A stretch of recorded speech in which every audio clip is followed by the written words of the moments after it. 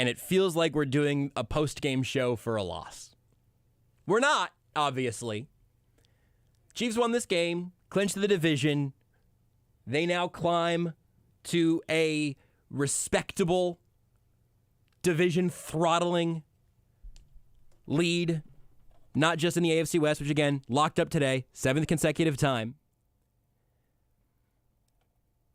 but a spot in the AFC where they remain totally in play for the number 1 seed in the AFC.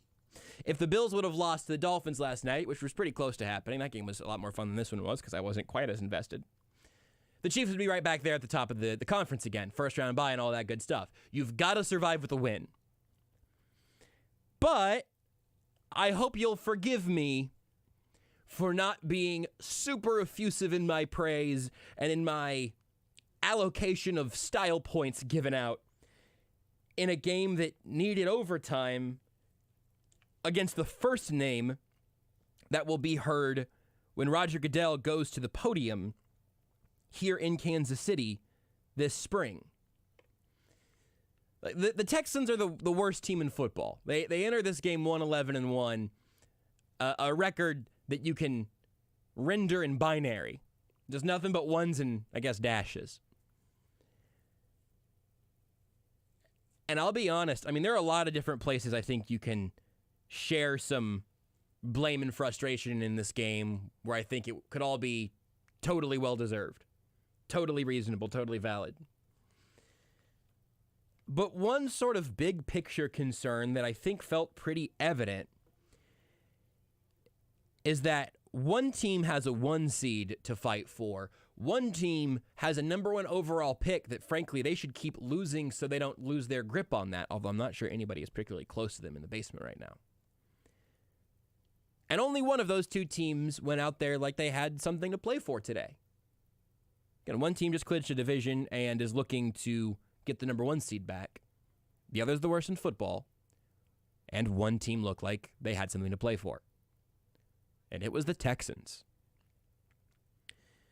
We'll talk about the coaching, the execution, some of the choices being made. Andy Reid trusting nobody on this roster more than he trusts Harrison Butker. A truly baffling fact that will give us all blood pressure issues, if it hasn't already. But there were just a whole, and the refereeing was obviously horrendous. Carl Sheffer has made his comeback, and I mean, it was loud. He was all over the place. Got to at least mention that because it was that kind of game.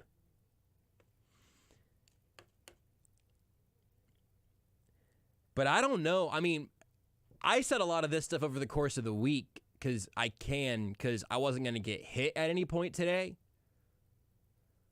But I expected the Chiefs to at least have the chance in this game to show up, play some solid, if not bland, vanilla football, and just win a football game. I said it had some preseason-ish sort of vibes to it because that is the level of competition you expect to see the difference between when you have a Super Bowl contender and a number 1 overall pick contender.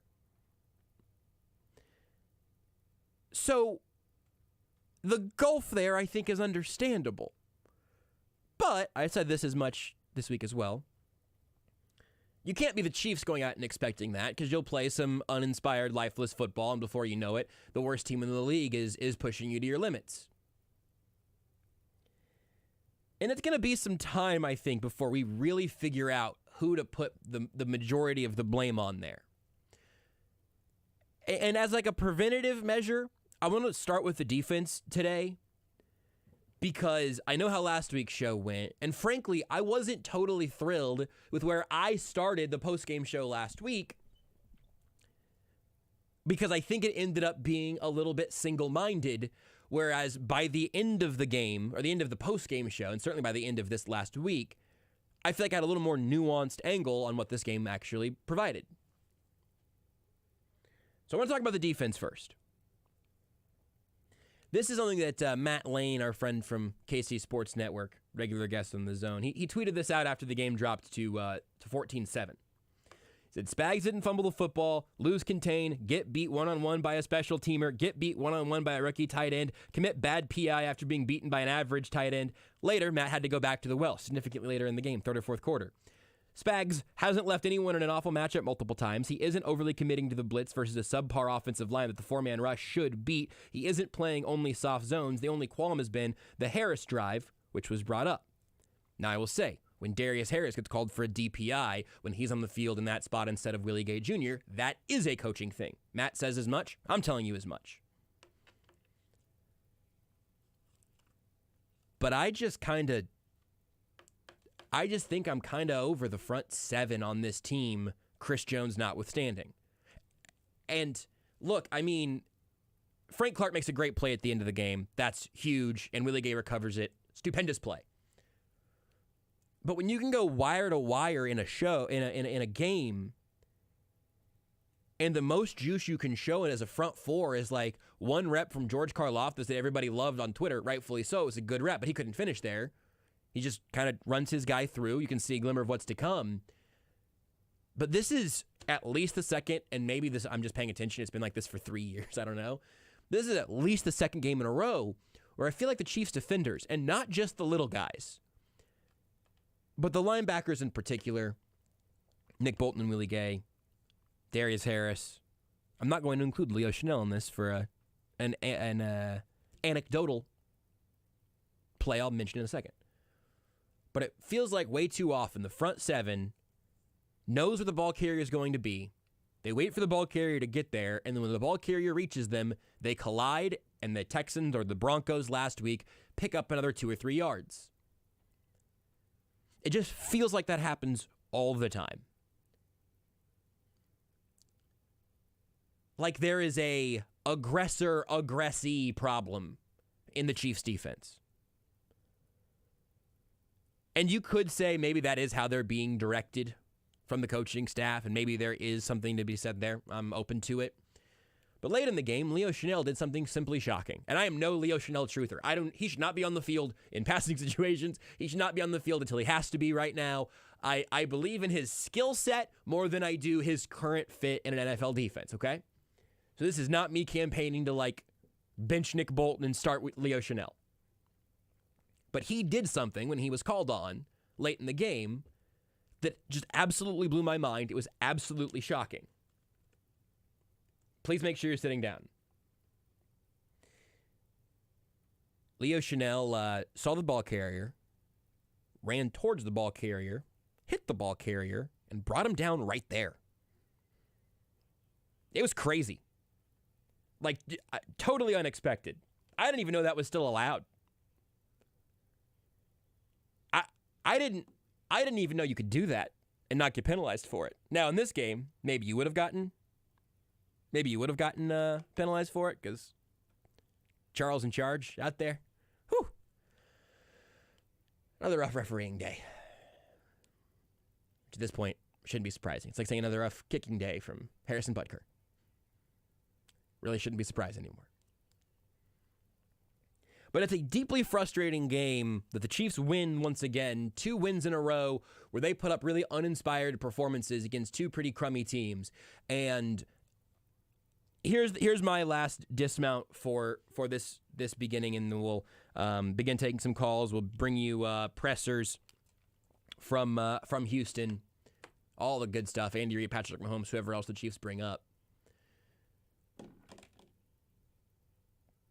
But if this is just how the Chiefs play against below-average teams and they do enough to win, in that world, which I'm not saying we're in, but in that world, it's probably not that big of a deal, right? Like, just if you are able to survive, which there's some randomness there, I don't like this way of living, but if you can just survive in advance every week and you only play down to your competition or whatever it may be, but you still win those games, that's one thing.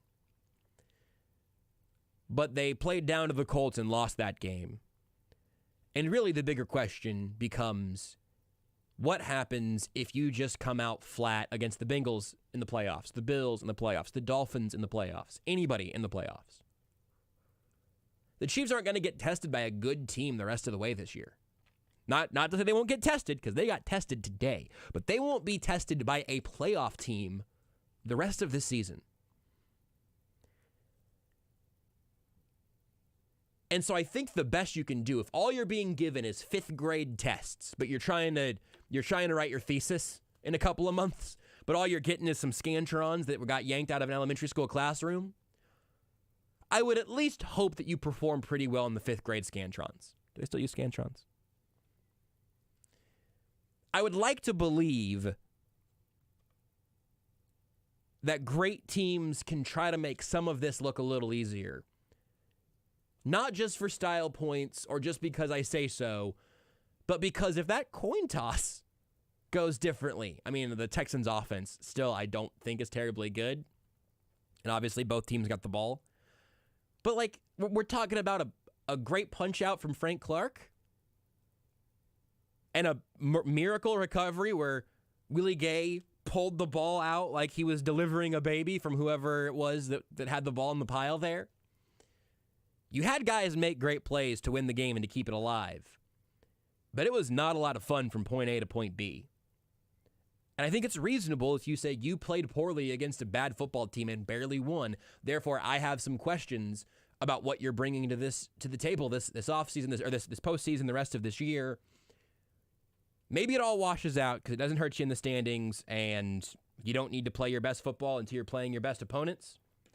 Maybe there's a world in which that's true.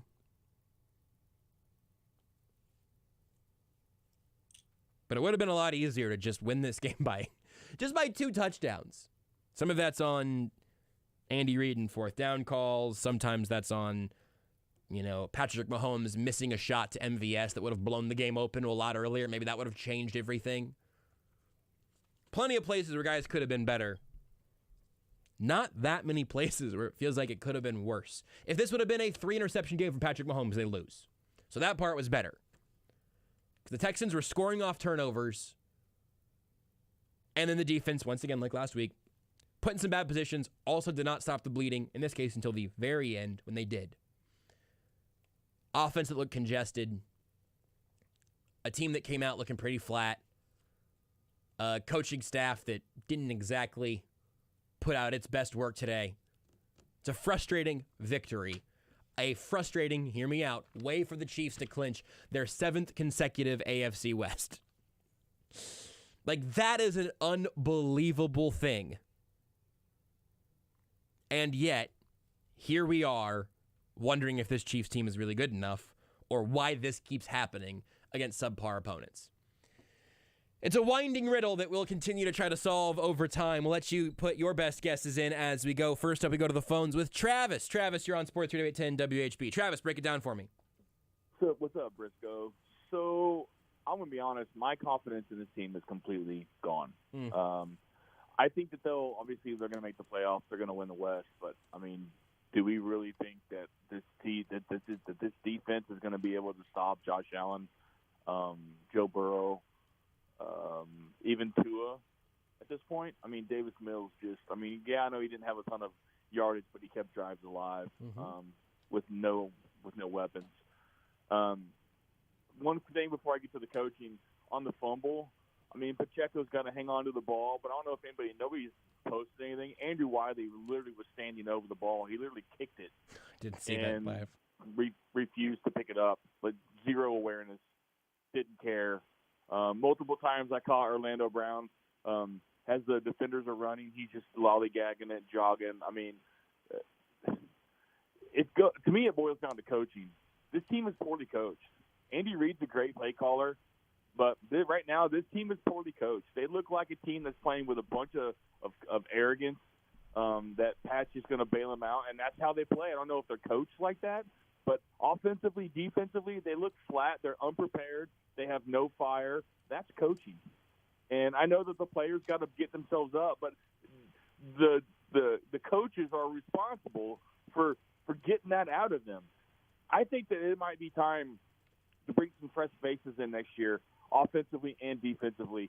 I think Bieniemy and Spagnuolo have been here too long.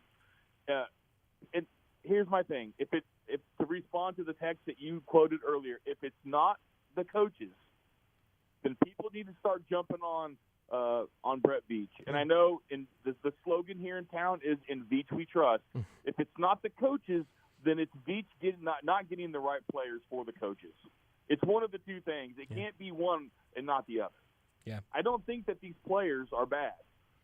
I don't think that the defensive players are bad. But they sure as hell don't play like they care on either side of the ball. And to me, that's coaching. So I will let you go. My confidence is 100% shot. I don't think that they go very far in the playoffs playing like this.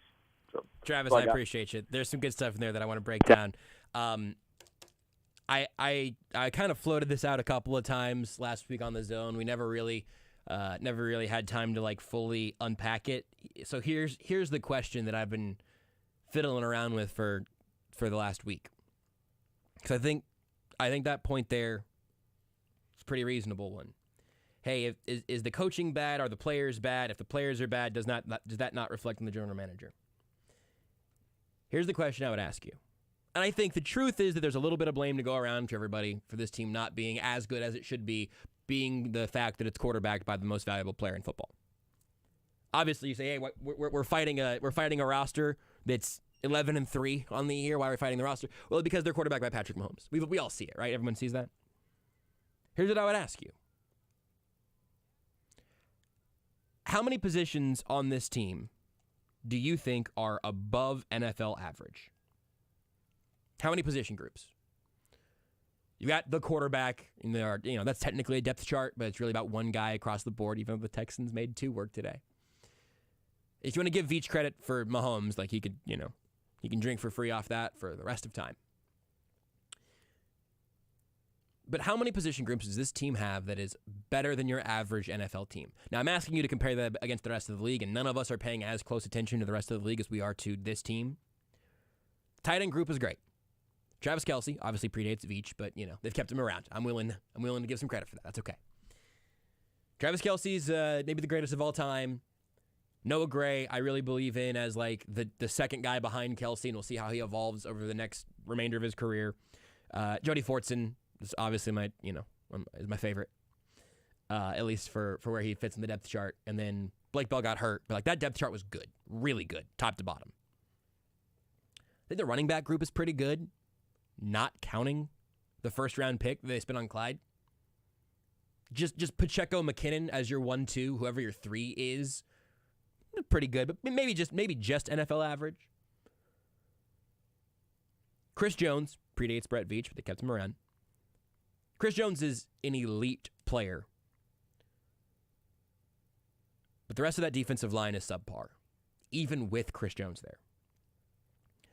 The wide receivers are a group of guys. I think they're a pretty good group. I think they can win a Super Bowl with this group, but that's largely about who your quarterback is. They've invested a lot in their offensive line as a unit, and it's not good enough for what they've invested in it. It's something that Mahomes is surviving, not something that he's just like putting down a picnic blanket in the backfield and waiting for guys to come open. That has not happened for this offensive line. They spent second-round picks on linebackers in back-to-back drafts. And that group isn't good enough. Maybe it's NFL average. You could say it's a little NFL above average if you wanted to show me the rest of the depth charts and say, hey, here's the logic there. But we're really talking about 2, not 3 linebackers. And then Darius Harris and Leo Chanel and, I don't know. Chalk that one up to a maybe, depending on how much you like Nick Bolton, I guess. The coaching staff's done a good job with the corners because they have not invested very much in that position group until Trent McDuffie, and they've gotten great production out of those guys for the most part, but they're young and they've gotten picked on a few times, learning experience ongoing, etc. Juan Thornhill and Justin Reed, second-round draft pick and a big free agent signing. You could really go position by position through this team, and that's the question I would ask. Is that if this team, and you can't always build this way, but for the sake of the conversation, if this team was quarterbacked by Kirk Cousins, much less Davis Mills, what would they look like? They might look like Andy Reid's Eagles at times. I mean, I think that the coaching staff would do plenty to still make this a pretty good team. But replace Patrick Mahomes with an average NFL starting quarterback. Or take Mahomes off this roster and go put him on some average team. Swap quarterbacks with a team that has an okay quarterback but a pretty good roster around him. What would be better? Here's a funny question that's not going to make anybody happy but makes me kind of laugh. What team would be better? Jared Goff's Chiefs or Patrick Mahomes' Lions? God forbid the Jets or something. That one's easy, right? If Patrick Mahomes was the Jets quarterback and the Chiefs had Mike White and Zach Wilson, they still might be about where the Jets are at, which is like fighting for playoff positioning. But this roster has great players on it without being a great roster, as I think is kind of where I'm settled right now. I also think Veach's drafts have gotten better. I think their recalibrations on their acquisitions have gotten better. I'm not on some like fire Brett Veach parade by any means, but I'm glad that we at least had a reason to bring that up here today, because that one's been percolating for a week or so for me. And I at least think that if you're going to administration for who to blame, if you're going to coaches or roster building, at least spread it out a little bit and acknowledge that no one out here for the Chiefs is putting up their best performance. I think that extends to coaches and GMs and players and pretty much everybody except for Jerick McKinnon, who can absolutely do no wrong. Next up here, we got Ryan. Ryan, you're on the postgame show. What's up, Ryan? Ryan, you got us? We'll say Ryan comes back around. We'll go to Butch next. Butch, you're on Sports Radio 810 WHB. Butch, you got us. All right, gentlemen. How about those Chiefs? How about them, Butch? All right. Yeah. Man, did you really think you'd be at this point in the season where a team on T-shirt and a hat day at 11-3, you're talking about all the reasons why you don't want to be happy for them? I mean, I didn't see that coming at the beginning of the year. Look, all right, let me say this and get out of the way.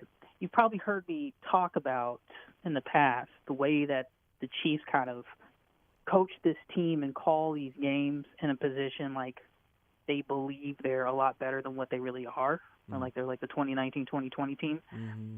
This is less so, and by that, let me just clarify what I mean.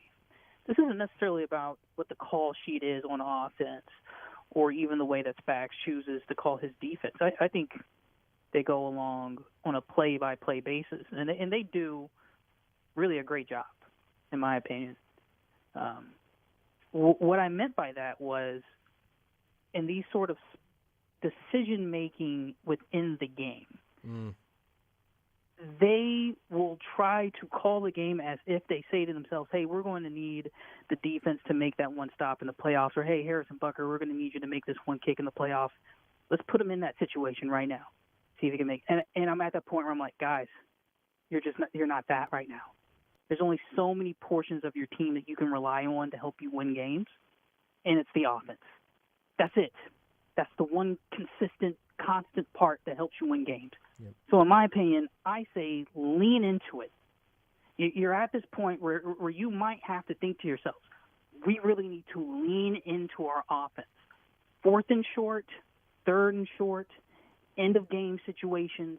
What more can we do to keep the ball in the hands of Patrick Mahomes? Maximize our possessions as much as possible, because anything outside of that, you're probably looking at losing to teams that are obviously better than what you face in the Houston Texans. I guess that's what I wanted to clarify there. And then lastly, I'll say this last part and I'll get the heck up out of here. All right. The Chiefs are at a point as well with this roster where they'll have to say to themselves, are we fostering an environment of competition up and down the roster? The best teams in the league, they have that competition. They have guys who aren't on their roster anymore that can go with some other teams that they can go play. Right now, for the Chiefs, I think you have the starters, and then on outside of that, I'm not sure how many of these guys I would even put on a roster and say, hey, I can count on you to be a consistent piece of winning formula football. So 2 situations that I'll be looking out for going into the end of the season. I'm happy for them. T-shirt day, enjoy it. Keep your eyes peeled for how they respond going to the weeks forward and into the playoffs, because that's going to tell us a lot about who wants to be here in the future. Favorite flavor. Butch, appreciate it as always. I could have reached through the phone and just given you a loving embrace on leaning into the offense. I love that. 3rd and 4th and short, especially late in the game. Anytime you have a chance to keep the ball in the hands of Patrick Mahomes, that is a good thing. I think you're right. I wonder if Andy Reid just told Spags to get a little crazy with it in the postseason, just lean into all of that and say, hey, we play this high-flying style of offense and understand that our defense is going to go for broke as opposed to going for sort of mid-tier. I have a hard time envisioning that not largely benefiting this Chiefs team at this point. How could it not? Run everything through Patrick Mahomes. Build your game plans as if you have the best player in football behind center, because you do. I would like that philosophical adjustment there, and I wonder if that would lead to anything different for the defense if the whole team is playing like they know they're going to get bailed out by Patrick Mahomes, or if the whole team should play as if it's going to end up falling on Mahomes' shoulders. We saw this today. We are very aware of this by this point, I think. But we have seen the value and the cost of turnovers, both losing them and adding them. When you give even a bad team like the Broncos or Texans a chance at a short field, most professional football teams are going to make you pay for that. If you could get a turnover and then give the ball to Patrick Mahomes, you certainly expect the Chiefs to make you pay for that. I would love for the turnover game to start coming into full view for this Chiefs defense. Next up, we got Gary. Gary, you're on Sports Radio 810 WHB. Make me feel better, Gary. Hey, what's up, guys? Just want to say, after watching that game today, the last 2 weeks, against the Steve Spagnuolo defense, you're never out of a game, and they kept them in the game today. But the offense, you can just chalk it up to stupid plays. You can't fumble the football. That's 5 bad fumbles in the last 3 games, or 5 bad turnovers. Mahomes with the 3 INTs last week, Kelsey's fumble in Cincinnati, Pacheco's fumble today, Smith-Schuster's fumble today. All the wounds offensively are self-inflicted. And when you're self-inflicted, that means those things can be corrected. But when you look at this football team, you got to look at Andy Reid. You know, you want to get on Beach and that, but Beach isn't going anywhere. That's Andy's guy. And that's true. Apparently, Andy has a stranglehold over the organization, and I'm trying to figure out why. Yeah, you got 1 ring. Whoopee, get another one, then we'll start talking. But you know, the defense too today was put in some bad situations, but that wasn't the '99 Rams they were playing against. And Spagnuolo should just wear a clown suit on Sundays because he's an embarrassment to the profession. I mean, just the scheme is so outdated. It's designed to do one thing, get to the quarterback. Well, teams run the football. I guess that we don't have to worry about that. But if you look at this defense, one of the biggest things lacking is just there's no alpha on that defense. Somebody that just go up and put their index finger and their middle finger in your chest and tell you to do your job. This defense doesn't have an alpha. They've got a lot of prima donnas, but no alpha. Chris Jones should be that guy, but he was too busy arguing with Joe Cullen on the sideline, and I really don't know if he should have played today. I don't think he was in good health anyway, and I think that kind of played into his day today. And then another thing too, and Tony on the last caller, there are some guys screaming right now that they don't want to be here. Harrison Butker, he does not want to be here. He is screaming that with his performance. Juan Thornhill is screaming he doesn't want to be here. Steve Spagnuolo is screaming he doesn't want to be here. I mean, you look at that offense, you've got 3 elite players, your quarterback, your center, and your tight end. Defensively, you've got 1, and that's the guy up front, but you can't expect him to do all the heavy lifting. Somebody's got to come up and work their contract, i.e. Frank Clark. But when there's no accountability in that locker room, and I don't know what goes on in that locker room, but, you know, everybody talks about Andy runs a tough training camp. When you watch this football team play, they're not physical. They don't – I mean, the Texans were physical today against us. They were hitting us. They were pile driving us. You don't see the Chiefs defenders might as well just act like they're in a bullfight and just wave a red flag when the running back goes by. You never see him hit the guy head on. It's we got to go to an angle and hit him low. Nail the guy. Nick Bolton, if you're the hammer looking for the nail, nail him. But you don't see this defense do that. And and that's Spagnuolo too. Spagnuolo looks more like your high school accounting teacher than he does a defensive coordinator. But it's all on Andy because Spagnuolo was Andy's guy. Veach is Andy's guy. He's the one that has to wear this, and he's the one that won't because Clark Hunt's not going to do anything to him because he's content with the ring.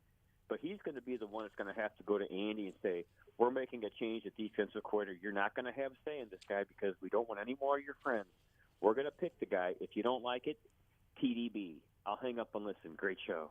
Gary, appreciate it as always. Gary's always good for like a handful of good points, a couple of Gary-level heat checks, and then kind of brings it back again. So I can't say I'm with you every step of that, Gary, but I think that there's a lot in there that, I don't know how you could look at this and not be frustrated by specifically when I'm sticking to the roster conversation. When you say, hey, there's an elite quarterback, perhaps center. You're willing to give it to him. I'm saying he's on that path. He's been very good. But you have a quarterback, a tight end, and a center on offense, and one defensive tackle on defense, and the rest of your roster is not.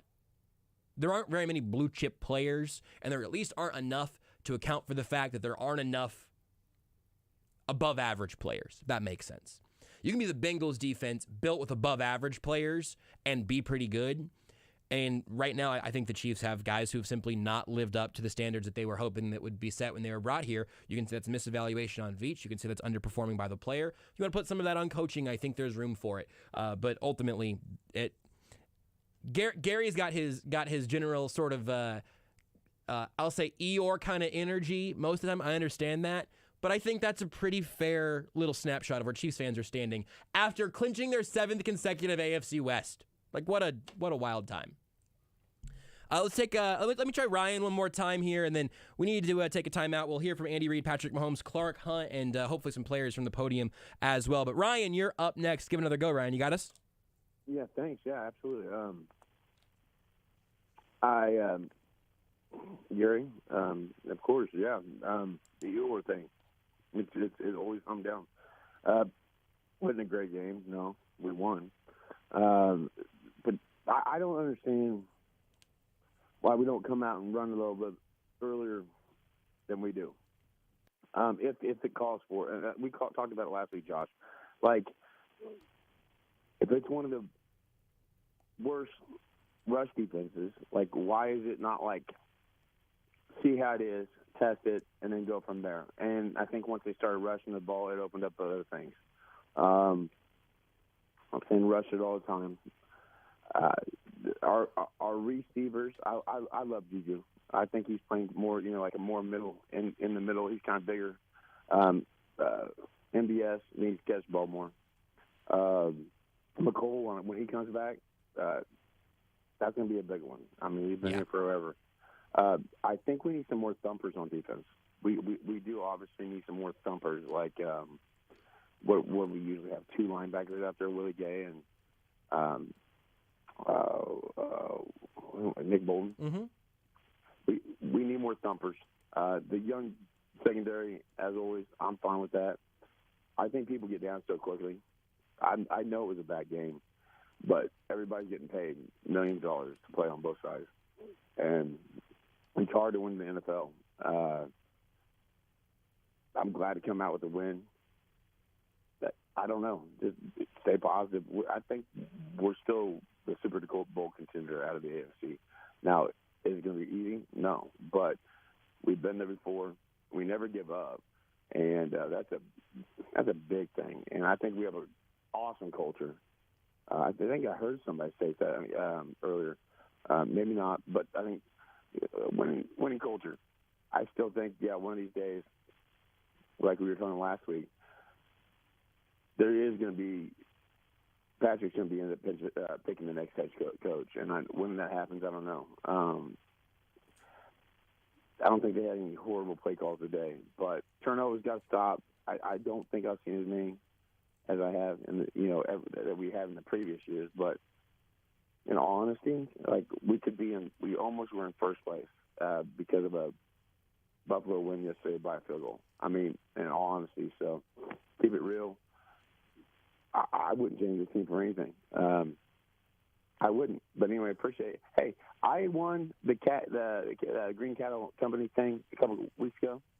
I still haven't gotten a phone call. I'm now saying this is the second weekend in a row I've had a call about it. I want my dang tomahawk steak, okay? We'll round up beards and try to make sure that all that gets sorted out. We don't want you to have any permanently grounded beef. So I think everyone's got your info. So we'll work on it, and you'll hopefully that will continue to increase the mood after some frustrating Chiefs football. Appreciate it, Ryan, as always. I like to get Ryan and Gary back to back when we can. It feels like it really helps run the gamut of how people might be feeling after a game like this. And then maybe there's some space in all of those gaps in between. Appreciate everyone who's called in so far. 913-381-1010. We'll take some more calls in a little bit as well. Plus pressers from Houston. Andy Reid, Patrick Mahomes, Clark Hunt always speaks after the AFC West. It gets clinched up. And Drake, and as long as there's nobody like en route to the podium right now, we'll take a quick timeout. Looks good to me. We will do just that then. The Chiefs are victorious, so you wouldn't know it by the way that it felt like it went over the course of that 30-24 victory. This is the Sports Radio 810 WHB postgame show. And hey, I have some good news. Because when Kansas City scores, you score big at your local CBD American Shaman. Our team score is your % off. And they scored 30 points today. Shout out to Overtime. So you get 30% off all day tomorrow on orders of $100 or more. That's at CBD American Shaman. Life is better with the feather. You're listening to exclusive post-game coverage on Kansas City's home for the NFL. Sports Radio 810 WHB. Brought to you by Casey's own CBD American Shaman. Come on into your local Shaman store for a free sample of stress-sacking CBD. Everything is better with the feather.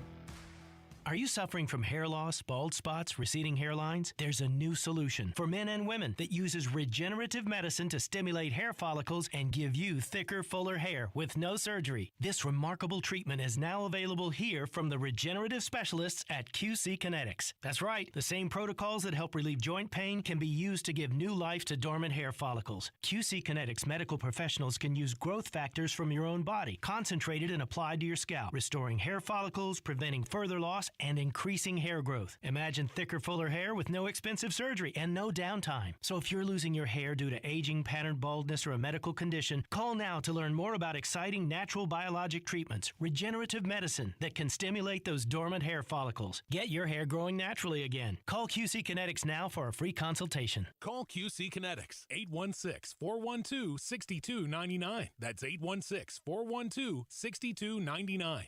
816-412-6299. Happy holidays, Kansas City. It's Brad Hewlett of Bob Allen Ford. It's time to wrap up another year, and what a year it was. In 2022, we embarked on a campaign of kindness. We did our best to give back to the city that has given so much to us. While you still may be deciding on your holiday wish list, here at Bob Allen Ford, we already have everything we asked for, and that's you. Thanks for choosing our family to be a part of yours. As my father always says, all Fords are created equal. It's your dealer that makes the difference. Rally House, shop every team in town. College and pro, come on, it's time to go. Gear up for the holidays, KC. Rally House has gifts for every fan with unique styles they're sure to love. Be the gifting MVP this holiday season. Kansas, Missouri, Kansas State, Chiefs and Royals make KC great. Rally House, it's your city, it's your house, it's the Rally House. Get gifting in-store and online at rallyhouse.com. This holiday season, tee it up at Edwin Watts Golf Shops for the hottest gifts from Ping and Bushnell. Save $150 off on the Ping G425 drivers, the most forgiving driver in golf. And there's hot gifts from Bushnell. Save up to $75 on the Tour V5 and Tour V5 shift rangefinders. We also have gift cards for those favorite golfers on your list. Don't miss these holiday gifts and more happening now at Edwin Watts Golf Shops, home of the 90-day satisfaction guarantee. And just like that, it all comes down to this. 4th and goal. Matt, take yourself inside the huddle. What play are you calling? I'm saying, let's go to 23rd Street Brewery. Right now? Yeah. It's the biggest play of the game. No better time than that. There's no better spot to watch football than 23rd Street Brewery. We've got the Lions, the Firebirds, of course the Jayhawks, and all the NFL action. Well, we better get out of here fast to catch the ending of the game. Dibs on the Haney Turkey Stack. That's the 23rd Street Brewery, corner of Clinton Parkway and Castle. Don't miss your chance to watch the next generation of PGA Tour stars play right here in Kansas City at the 2023 Advent Health Championship on May 18th to 21st at Blue Hills Country Club. Get the best ticket deal of the year with 2-for-1 Champions Club tickets and enjoy all-inclusive food and beverage on the 18th green. 2-for-1 Champions Club tickets are on sale now, but caution, this deal won't last long. Visit AdventHealthChampionship.com to purchase. That's AdventHealthChampionship.com and get 2-for-1 Champions Club tickets. Come see the future stars of the PGA Tour.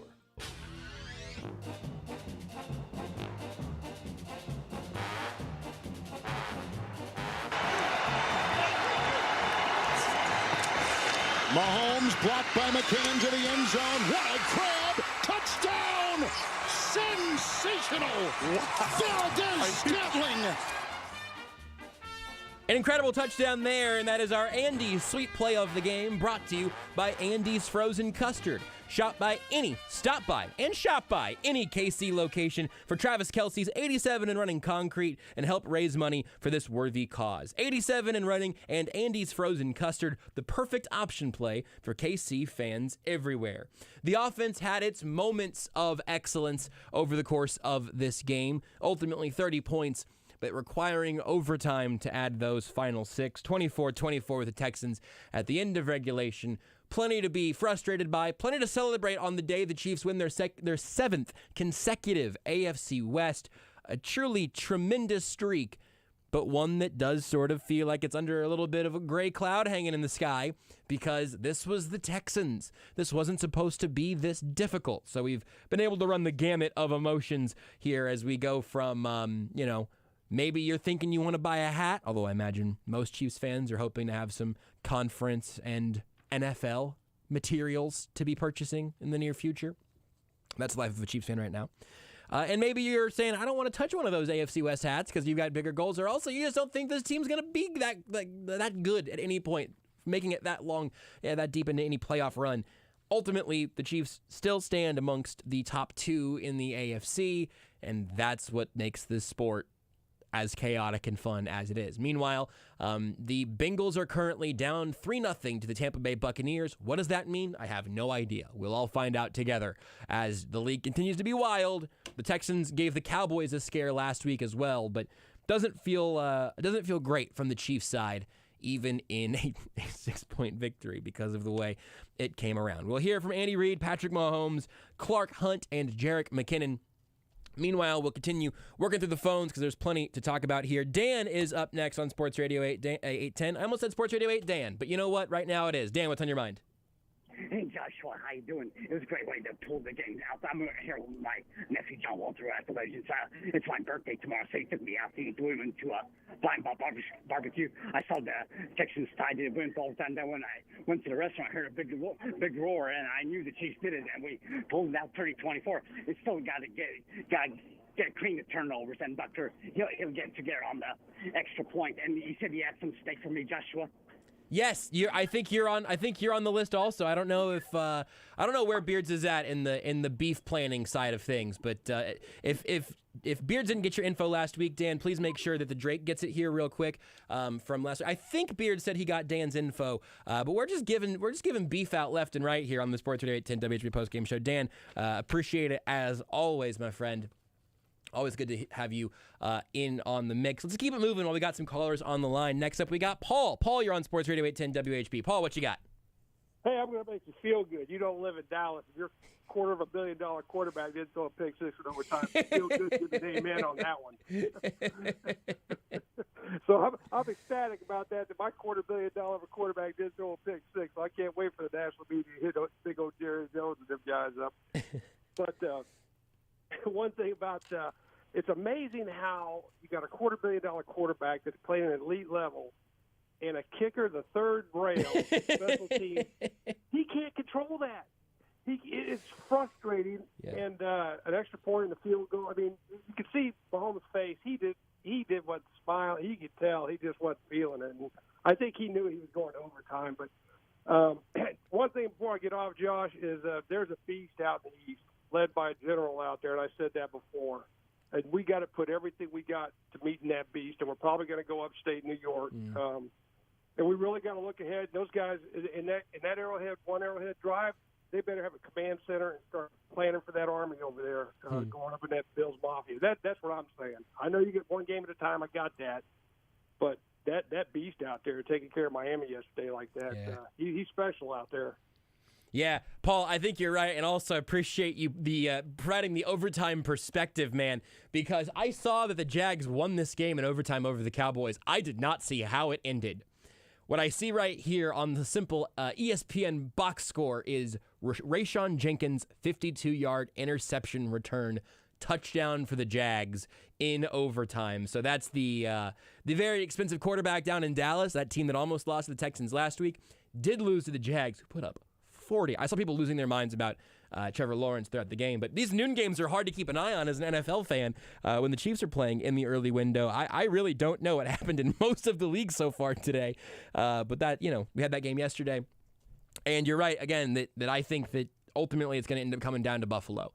And it's kind of funny because there's no reason we have to all take it one game at a time. Like, we don't actually decide if the Chiefs are winning or losing any of these games. I'm not getting hit, and I'm also not doing the game planning. If I was, the Chiefs have forgotten to call me for a while. But ultimately, I think the Chiefs seem to play better against better opponents. Maybe it's sleepwalking. Maybe it's not going one game at a time. Maybe it's a total coincidence. But I'm looking ahead to the playoff run. Maybe the Chiefs have been as well. Regardless, though, it's a weird game. And thank you for the perspective once more that this game didn't end with a Dak Prescott pick six, which is how it ended in Dallas today. I, again, don't know exactly how that ended up unfolding. I just know it was madness from what I've seen on Twitter and now looking at how this game actually wrapped up. Could have been worse. Also, if you need any more reminding of that, go back to the Colts game. The AFC South has given the Chiefs some stressy ones so far this year. I'm Joshua Brisco here on the Sports Radio 810 WHB postgame show on Sports Radio 810 WHB Kansas City. The Drake on the other side of the glass, his beards, is out today. Dylan Michaels producing around the building as well. Still to hear from Andy Reid, Patrick Mahomes, Clark Hunt, and Jerick McKinnon coming up in today's show. You guys keep filling up the phone lines also, so I guess we'll keep chugging through those because there was a lot to talk about in a win that didn't feel like that much of a victory. Next up, we go to Mike. Mike, you're on Sports Radio 810 WHB. What are you thinking, Mike? Your premise on the roster. I'm going to agree with you. Here's my thing. The last 2 weeks, Spags, my problem with Spags is he is not adjusting to the tenor of the game. We've had an issue with Sheffer's crew going back to when they were here in Kansas City. It was evident that they were calling every little tic-tac play.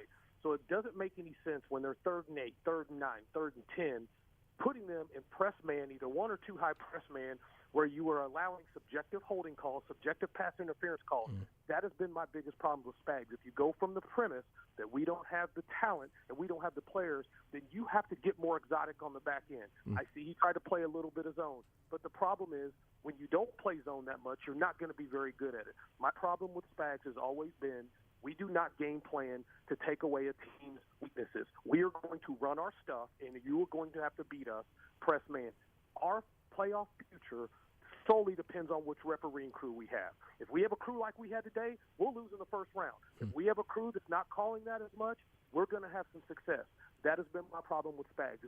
If you're going to go from the premise where you say we don't have the talent, then you have to do something with the talent that's on the field. And that's not playing press man, 3rd and long, against teams, giving those back judges the chance to make subjective calls when we don't get pressure. I'll listen off the air. Mike, stay on the line for me, please, so Drake can get your info. Stick on hold for just a second, because I think that is an excellent synthesis of both sides of how you can spread the blame on this one. I think you can say this roster is not as good as what has been invested in it should have produced by now, but also once you have gotten to a point where that issue is evident, can your coaching staff adjust to maximize the talent it does have and to minimize the harm that can be done against your weaknesses? I think if you're going to bring the Spags critique to the table, that's the way that I would do it. When I said at the beginning, I think it can be a little bit of all of these things. I think it can be coaching for what you just mentioned. It can be the roster. It can be Veach for what we already talked about. And I think it can also be, hey, Juan Thornhill and Nick Bolton have had a bad stretch of games. They might be banged up. They might be unfocused. And I think it's very unlikely that they're just like on a different planet. But I really do think you have to be able to spread it out a little bit. And I think itemizing it that way is genuinely helpful.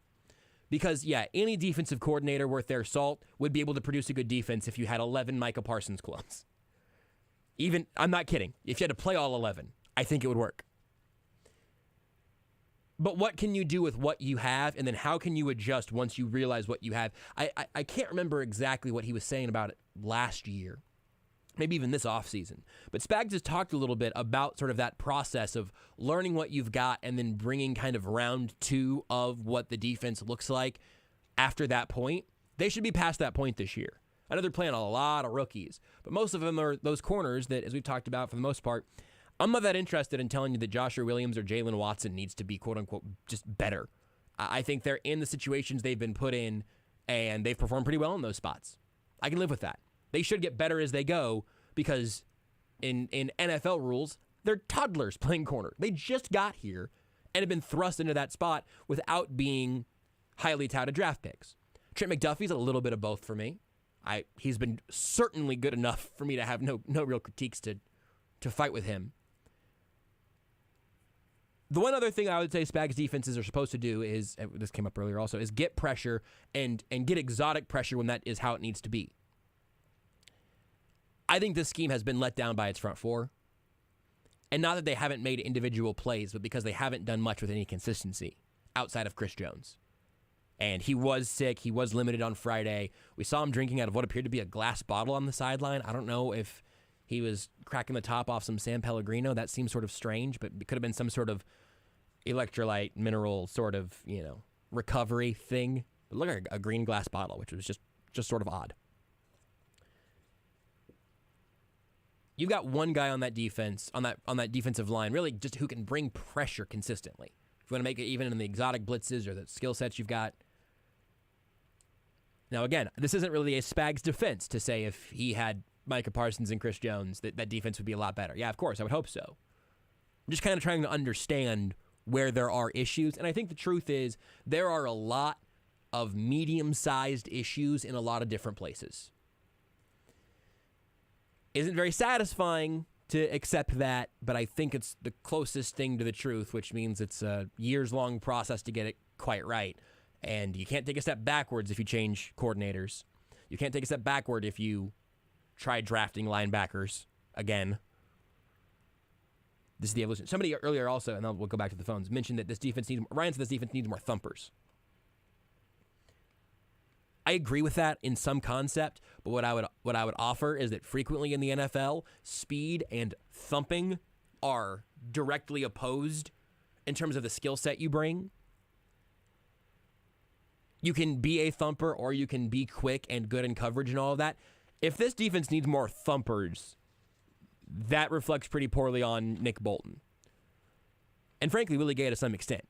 Willie Gay is a great athlete, and Nick Bolton is a thumper. My question is that if you have more thumpers, does that mean all of a sudden you're getting eaten up in the flats constantly? That you're totally lost for coverage ideas in the middle of the defense? That's not even really a disagreement with the thumper thing. I would love for this defense to have more thumpers who also run 4.40s.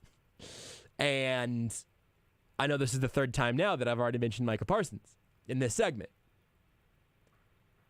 But unless you find him, it's really hard to be both. Not impossible. Those guys do exist. But a lot of those guys are Hall of Famers, as opposed to picking and choosing your strengths and weaknesses. Frankly, it's why I wouldn't draft a pure thumper in the second round, right? Like that's not sour grapes. It's just sort of where the roster construction comes from. And if you say, hey, this defense needs more thumpers alongside Nick Bolton, that's fine. But when you begin to recognize the weaknesses that can come with that, it at least gets a little less exciting to envision that future. Next up, we got Bo. Bo, you're on Sports Radio 810 WHB. What's up, Bo? Bo, you got us? B-O? Dwayne Bowe. B-O-W-E. We'll come back. Then we'll try Scott. Scott, you're on Sports Radio 810 WHB. Scott, you got us? Yeah. Hey, what's up, Scott? How are you? I'm doing all right, all things considered. How about you? Well, good. I'm celebrating the the AFC West championship, and it sounds like a lot of people, and maybe even yourself, did you have money on the Chiefs covering that spread? No. I didn't want any part of that from Monday on. Good, because I think for a lot of people, I think it just ruins the game. I would never gamble on the Chiefs. Yeah. It would ruin it. You know? No, I think you had a good point about trusting Mahomes when it comes to crunch time. But remember, in overtime, the offense punted. Yeah. So, I mean, that was a team effort. I mean, the whole team is responsible for how we got to overtime with the lowly Texans and how we damn near lost it. Mm-hmm. I mean, it's every coach and every player. Mahomes actually carried. I mean, if it wasn't for Mahomes, we definitely would have lost that game. Yep. I agree with you 100%, Scott, and I think it's a good thing to mention that much like these other frustrating games, everybody gets a piece of this one, and that's why I think it's so complicated and can be so frustrating, is there's no silver bullet to totally respark this team, and they did enough to win the division. It's a weird game that we love. Yeah. I think they're going to do fine, actually. I've got a lot of confidence in this team, and I like all the coaches, too. Yeah. Yeah. Well, I appreciate it, Scott. Somebody out here ought to be celebrating the seventh consecutive AFC West. It just came in such a weird feeling game that I also understand if you're a little conflicted about all those feelings. Let's keep it moving here. We'll try Sean up next. Sean, you're on the 810 Postgame Show. What's up, Sean? Hey, bud, how you doing? Good. Yeah, how are you? I'm just kind of dumbfounded on how this game came this close and went to overtime. So I was looking at the stats. So we led in total yards, 502 total yards to the Texans 219. Oh man. Yeah. Passing yards, 313 to their 125. Mm-hmm. Rushing, 189 to their 94. Yards per play, 6.6 to their 3.8. First downs, 33 to 18. 76 total plays to their 58. What killed us was the penalties. Yep. Time of possession, we dominated 22 to their 27.25. But again, it came down to the defense. Obviously, they weren't able to stop them. And, the Texans were driving the ball pretty effectively. My thing is that going into the postseason, who fears the Chiefs? Who's going to fear the Chiefs with this defense? Patrick Mahomes, we all know he's a great quarterback, but realistically, who fears the Chiefs with this defense? Coming into Arrowhead or on the road, if we have to go on the road? Who is going to fear this team? Because this defense, I understand it's a young secondary, but, I mean, nobody is really fearing this defense. Yeah. This defense we don't put the fear in nobody's heart. Right. And for Mills to do what he did today, I mean, he only had 100-something yards, but still he was throwing the ball effectively a little bit. If it wasn't for the turnover in overtime, I mean, who knows what would have happened. I mean, they were driving the ball. He had a good run, and he turned it over, and we got the ball back. But, I mean, who's going to fear this defense? That's my concerns. Sean, it's a good question. I appreciate the call. I think the closest answer I could give you is that I do think the Bills are going to give the Chiefs all the respect that they've earned in the past, regardless of how they finish this regular season. But I am more nervous about other defenses in the NFL than I would be about the Chiefs. Almost every defense in the playoffs, I think. Here's one brief offering I'll make on what the defense ultimately ended up doing. The third defensive drive, the Texans just came out and chugged along. That was bad. The fifth defensive drive was the short field Davis Mills touchdown run after the Pacheco fumble. That drive is on Pacheco just as much as it's on the defense, if not more so. I love Isaiah Pacheco. I think he should have gotten more work earlier in this game than he actually did. But that one's on the defense that got a tackle. Davis Mills, please don't hear me forgive that play. That play was obscene. But the Chiefs defense put in a terrible spot there. And then on the eighth defensive drive, when the Texans went on and scored a touchdown, they started at the Chiefs' 49-yard line. And that drive, going back to that last point from Sean, That drive was kept alive by penalties. Now, some of those were penalties, and some of them were creative, if you wanted to call them. But the difference in this game really was not just 102 to 33, which was the total penalty yards accepted against each team. The Chiefs were giving up 102 penalty yards, the Texans gave up 33 on 4 penalties. It was also the timing of those penalties. Oftentimes, they were keeping a Texans drive alive.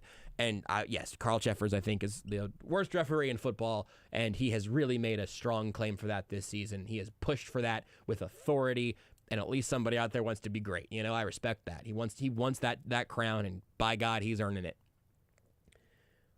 But I do think that the defense is a little, please hear me say this with all of the confidence of, I don't know, of standing on the edge of the Grand Canyon and looking over. I think the Chiefs defense is a little bit better than they will have been remembered last week and this week, because they were not good enough to escape some bad situations that the offense put them in. A great defense will get you out of those. A good defense will get you out of those every once in a while. An average defense might not, a bad defense won't. I think the Chiefs are probably a below-average defense that has looked like the worst defense in football these last 2 weeks because of some of the bad situations they've been put in. That is damning with faint praise, but I'm offering it nonetheless. Next up, we'll try Bo again. Bo, you on the line here on Sports Radio 810 WHB. Hey, Josh. Hey, I want to make 4 points here. My first point is let's start off with the defense. This defense is garbage. Okay, my point is there's no difference between the tenure since Andy Reid's been here with Bob Sutton's defense and Steve Spagnuolo's defense. The parallels are that Bob Sutton's defense cost him his job with the New England game. Couldn't stop Tom Brady. Spagnuolo's defense could not stop Joe Burrow, and cost him the championship game. Both in the championship game, both could have been a Super Bowl trip to the Super Bowl. Mm-hmm.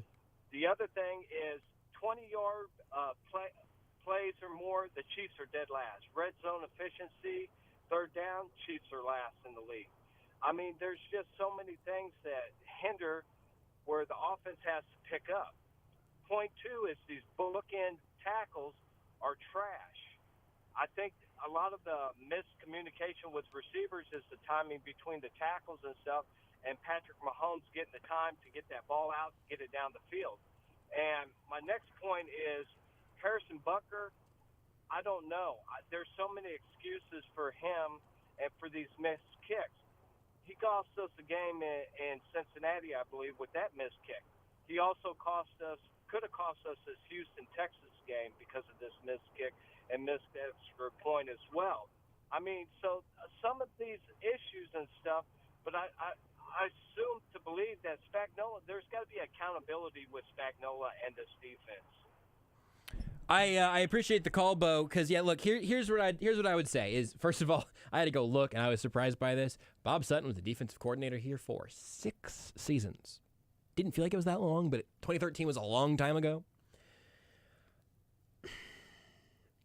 I just think there are going to be different ways you could look at it. I don't necessarily want to plant my flag on top of Steve Spagnuolo is actually great hill, because I think Spags is fine with a group of defenders that are fine, and situations they've been put in recently have been less than fine, and ultimately the sum of all of those parts might even be less than what they are altogether, or maybe they're more together than they... No, let's see. They're less than the sum of their parts, perhaps, where it's just a whole bunch of meh, and ultimately that just kind of coagulates into a very bland, sort of forgettable defense. That might be where I'm towing the line a little bit between this defense is terrible and this defense is going to be fine. I think that this is going to be true once again. If the Chiefs win the Super Bowl this year, it's going to be because Patrick Mahomes was the best player on the field several games in a row. Maybe the defense can make a couple plays when Chris Jones is the best player on the field, because he can be that. I just don't have much faith in the rest of this unit right now when it's just okay. and I imagine being like Joshua Williams. Obviously, they're on the roads. This isn't happening right now. But imagine being Joshua Williams or Jalen Watson or one of the new members of one of the rookie, George Karlaftis, whatever, driving around in your car, flipping on your favorite radio station, Sports Radio 810 WHB. Asterisk, conditions may apply. But you flip on the station and all of a sudden you hear nothing but fans complaining about how you didn't win by enough. I can understand why that would be confusing, but I want to set this up to make this point. No one who's calling in right now is really upset about only beating the Texans by 6. Everyone who's calling in frustrated or worried about the defense or whatever is worried about the Bills and the Bengals and the Dolphins and the Eagles. These calls aren't really about December. They're really about January and hopefully February. Because eventually it gets I can see how it would get grating, right? Like that you have to win these games with style points or whatever. But we're in this space because Chiefs fans have raised their expectations since Andy Reid got to town. That's a great thing. But sometimes we do a couple of post-game shows in a row that has the feeling of a loss with the alphabets, if you will, as Eric Bieniemy would say, of the win. Just a funny place we've arrived as a football town. A couple more calls here, then we'll take a timeout and begin hearing from Houston, hearing from the Chiefs in Houston, that is. Next up, we go to Ted here on Sports Radio 810 WHB. What's up, Ted? Hey, Josh. I want to talk about the coaching. Okay. I got about 3 points on the coaching. Number one, we go up against the the worst rushing defense, and we ran the ball one time in the first 10 plays of the game. And that I felt like that kind of set the tone of kind of letting them in. You know what I mean? Yeah. We punted twice, but we ran the ball one time. We abandoned, if that was our game plan to run the ball, we abandoned it in the first 10 plays. Second of all, am I the only one that thought at the end of regulation we were playing for the field goal in the play calling? Oh, no, they were. Yeah, they were. Okay, so but that philosophy makes no sense whatsoever, because then when you go to overtime, when you miss the field goal and you go to overtime, they're going to play for a touchdown. Yep. And you can see it in the play calling. Yep. It made no sense. And after Butker had already missed the field goal, to not play for the touchdown. You put the ball in Butker's foot instead of Mahomes' hands. That made no sense to me whatsoever. And the last thing is, I'm done with Dave Tope. If game after game after game, we have bad special teams, and I don't like it. I think it's a bad deal having your special teams coach be the assistant head coach. He's got too much of Andy's ear. I could not believe we hadn't hit the farthest we got on a kickoff the whole game was the 23-yard line, and we brought it out again in overtime and got the penalty. And it's just like, I can't remember what game it was where at the end he instead of going 4th and 4 or whatever with Mahomes, Butker kicked the 55-yarder and missed it. And it's like he's always trying to justify special teams, and he should have fair caught the ball on the overtime, and I think he's just in Andy's ear all the time trying to justify, we can make the kick, we can make the kick, we can make the kick. And I just hate it that they played for that field goal at the end of regulation. I don't understand it. Ted, I think you're our last caller, at least for a little bit, and you ended it with a symphony, pure music to my ears. I don't think I disagree with any of that. Maybe I missed something somewhere in there, but that whole sequence was deeply, deeply frustrating. I guess I don't know. I don't think anybody from this coaching staff, I don't think any of the coordinators are going anywhere after this year unless Eric Bieniemy gets a job or gets some opportunity that he thinks would be better for his long-term future. Maybe he makes a move. I'd be stunned beyond words if they fired Steve Spagnuolo or Dave Tope this offseason, barring something worse happening. But that sequence, I don't know that Dave Tobe is saying, yeah, pack it in, kick it. He's got this. I don't know if that really falls to Reid, if that's more of a Tobe thing. I don't know. But whatever is happening there, whatever happened at the end of regulation, it's a great point made by Ted. When you got the ball in overtime, you went and played for the touchdown. Why are you playing for the field goal there? You don't want to give the Texans a good opportunity, but if they wanted to, they could have tried running a little sideline route and tried kicking a field goal of their own and try to end that thing in regulation. Instead, they were the Texans, and they weren't going for it on 4th and short, and they didn't try anything at the end of regulation. They played for overtime and then immediately gave the ball back when Frank Clark and Willie Gay made great plays on that last defensive play of the day. But it just ultimately, this is the way that this game goes. It is unsatisfying. It is frustrating on a lot of levels. Those hats and T-shirts might not feel super special when you got 7 in a row. I mean, I saw Justin Reid tweet about it. Here's the thing. Justin Reid does not have 7 of them. He's new. The rookies on this team don't have 7 of them. They should enjoy this. I'm sure Travis Kelce and Patrick Mahomes will wear them home and throw them in a pile. But it just ends up being one of those games that is a little underwhelming for a team you have higher expectations of, and there are sort of vague coaching things. There are very specific coaching decisions, like we just talked about. There's the team coming out kind of flat and then needing overtime for the 1-11-1 Texans. We were in danger of the Chiefs almost having to deal with a tie on their record for this year. A bizarre, bizarre game that maybe Andy Reid, Patrick Mahomes, Clark Hunt, Jerick McKinnon, maybe some of them will be able to clear things up for us. We'll take a break here on the Sports Radio 810 WHB postgame show and begin hearing from them whenever we come back. It's all brought to you by CBD American Shaman. Free CBD samples every day. You're listening to exclusive post-game coverage on Kansas City's home for the NFL. Sports Radio 810 WHB.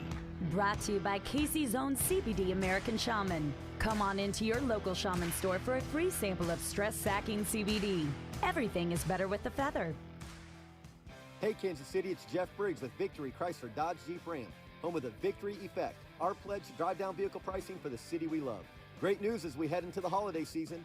Vehicle prices are starting to normalize and inventory levels are finally coming back up. The manufacturer just announced aggressive new incentives for the big finish of 2022. To celebrate the new incentives, Victory at the Legends is going to bring back the You Choose event. That's right. This month you get to choose from $8,100 off list price or $6,500 off list price plus 4.9% interest for 72 months on select new 2022 Ram 1500 Bighorns in stock. These trucks are packed with options, including the 5.7-liter Hemi, crew cab, four-wheel drive, and much more. And don't forget, trade-ins are still bringing top dollar. Even if you don't purchase a vehicle from us, we'll still buy your trade for cash on the spot. Visit us at Kansas City's only automotive outlet mall, the Legends Auto Plaza, on the southeast corner of 435 and Parallel, just east of Nebraska Furniture Mart. We're online at victorymotorskc.com, where our first price is better than their last. In the pursuit of our passions, there's no finish line. For those who chase new adventures, bigger goals, unforgettable moments, once-in-a-lifetime trophies, Bushnell innovates the widest range of products for you. Because just like you, we are built for the pursuit. Join the best in banking when you open your account with Central Bank. We're rooted in legendary customer service and have the tools to make banking easy. Our award-winning mobile app has more than 30,000 reviews and a 4.9 star rating. Experience it for yourself and see why our customers love it. We can't wait to show you how awesome it is to bank with us. Get started by visiting centralbank.net/betterbanking. Central Bank, strong roots, endless possibilities. Member FDIC. 'Tis the season for college bowl games on Sports Radio 810 WHB. We'll bring you all the local action, including Missouri and Wake Forest, Kansas and Arkansas, plus the Orange and Rose Bowls. And on New Year's Eve, K-State and Alabama in the Sugar Bowl, and the semifinals of the College Football Playoff. It's all on your home for bowl season, Sports Radio 810 WHB and ESPN Kansas City. Presented by Central Bank, Advanced Sports and Family Chiropractic and Acupuncture, and Family Leisure. Hey guys, as the male body ages, testosterone levels steadily decline, but you don't have to accept that. Regain Functional Medicine will help you get your life back with testosterone replacement therapy just like it did for me. TRT improved my heart and brain function. It helped me sleep better and perform better and even look better. I feel so much better, and you will too with Regain. Visit ifeelmuchbetter.com. Regain Functional Medicine has 2 locations in Leawood and Lawrence. Regain is better. Frank Bowl here for my friends at CBD American Shaman. You've heard me talk about my experience with CBD products. If you struggle with pain, anxiety, sleep, or lack of energy, visit your local CBD American Shaman about the benefits of high-quality hemp oil. And if Kansas City scores big, you score big discounts. Kansas City puts up 30, it's 30% off. 50% off your order of $100 or more the day after the game. Only at CBD American Shaman. Life is better with a feather. Where'd you get that grin? Right above your chin. I love fall, and I love the taste of s'mores around a campfire. So this season, I made them into our new Andy's Frozen Custard S'mores Jackhammer. It's fresh vanilla frozen custard blended with chocolatey hot fudge, crunchy graham cracker, and fluffy marshmallow. Roasty, toasty good. With a smile at Andy's, top your day. With a smile at Andy's, top your day. Andy Reid is presented by Robert Brogdon Buick GMC and Robert Brogdon's Olathe Kia. Visit BrogdonAutomotive.com. Any points in the game's over. Texans still need to be smart with the football all day long. They've done a good job. No turnovers. Mills blocked by Agun Owale, and here's Rody, fumbled the ball. It's loose. It's loose at the 27. It looks like the Texans have jumped on the ball. I forgive Kevin Harlan for thinking that Houston had recovered, because what Willie Gay did at the bottom of that pile to get the ball back for the Kansas City Chiefs was a truly excellent play at the bottom of the scrum. A great punch out from Frank Clark. That is no question our defensive play of the game, brought to you by Slagle Fence. When you need a fence, call Slagle Fence. Slagle Fence installs it all from wood to ornamental steel to vinyl to chain link. No job is too large, and it'll look great too. Schedule your free estimate by going to slaglefence.com or call 816-863-6159. It really was a defensive standout there at the end to give the ball back for the Chiefs to punch it in for the victory. That overtime sequence, however, might have been the best couple minutes of football we had all day here from the Kansas City side of things. But ultimately, it was enough to put the bow on it in a game that was, well, for lack of a better word, weird. However, not weird at this point to hear from Chiefs CEO and Chairman Clark Hunt as he speaks to the media following these now annual events where the Chiefs lock up the AFC West. Following the 7th consecutive one today, the Chiefs owner, again, Chairman, CEO, head honcho of the Hunts fame, of the Clarks fame, Clark Hunt spoke to the media following the Chiefs' AFC West clinching victory. And it's a testament to the hard work of Andy, Brett, and their staffs for putting together a team that has a lot of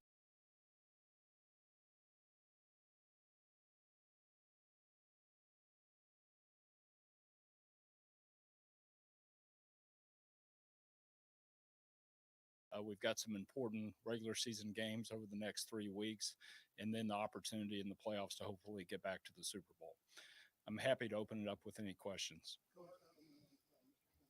Obviously, 7 in a row doesn't get old to you. But what to say about the stability and how you have your organization with Andy and Brett and Mark Donovan trickling down to where this constant success is what it is. Yeah, I think one of the most difficult things in the National Football League is consistent success. The rules are designed to make that difficult, whether it's the draft or the salary cap. So it's a real testament to the job that General Manager Brett Veach and Coach Reid have done over the last several years. We obviously have a bunch of young players, and we've got some new players, and Andy and his staff have done a tremendous job of incorporating them into the team. And that's just part of the National Football League, and they've really done a fantastic job, and I couldn't be more proud of them.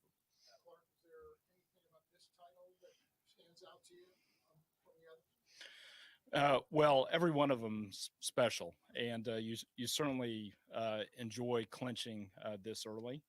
But as I said, there's a lot of football ahead of us. We've got to make sure we stay focused, starting with the Seahawks on Saturday. We need to bear down these last 3 weeks, hopefully get some home field advantage in the playoffs, because that's important. And then the other thing that really stands out about this year is the number of young players. We heard coach talk a little bit about their contribution.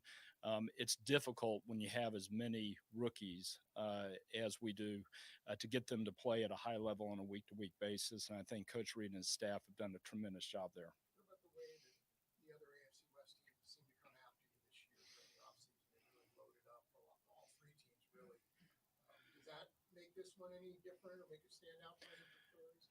Well, I think that's true every year, whether it's the AFC West or just the other teams in the AFC. They're going to focus on trying to knock off the reigning champion, and it feels like every week when we come out that it's a Super Bowl for the team that we're playing. The game's that important. We're going to see their best. I think that was certainly true of the Texans today. My hat goes off to them. They gave us all we could handle today, and that's true on a week-to-week basis. Same thing with Denver last week, and I'm sure Seattle will be of a similar mindset when we get there on Saturday. You got to see a red out there today. That was almost like a home game. Yeah, I just can't say enough about what a great fan base we have. And I know many of them took the opportunity as we approach the holidays to travel down here to Houston. We had a bunch of fans out there. You heard it in the national anthem and then throughout the game. So our fans are a big part of our success, whether we're at home or whether we're on the road. We really have a tremendous fan base. The Chiefs Kingdom is very broad.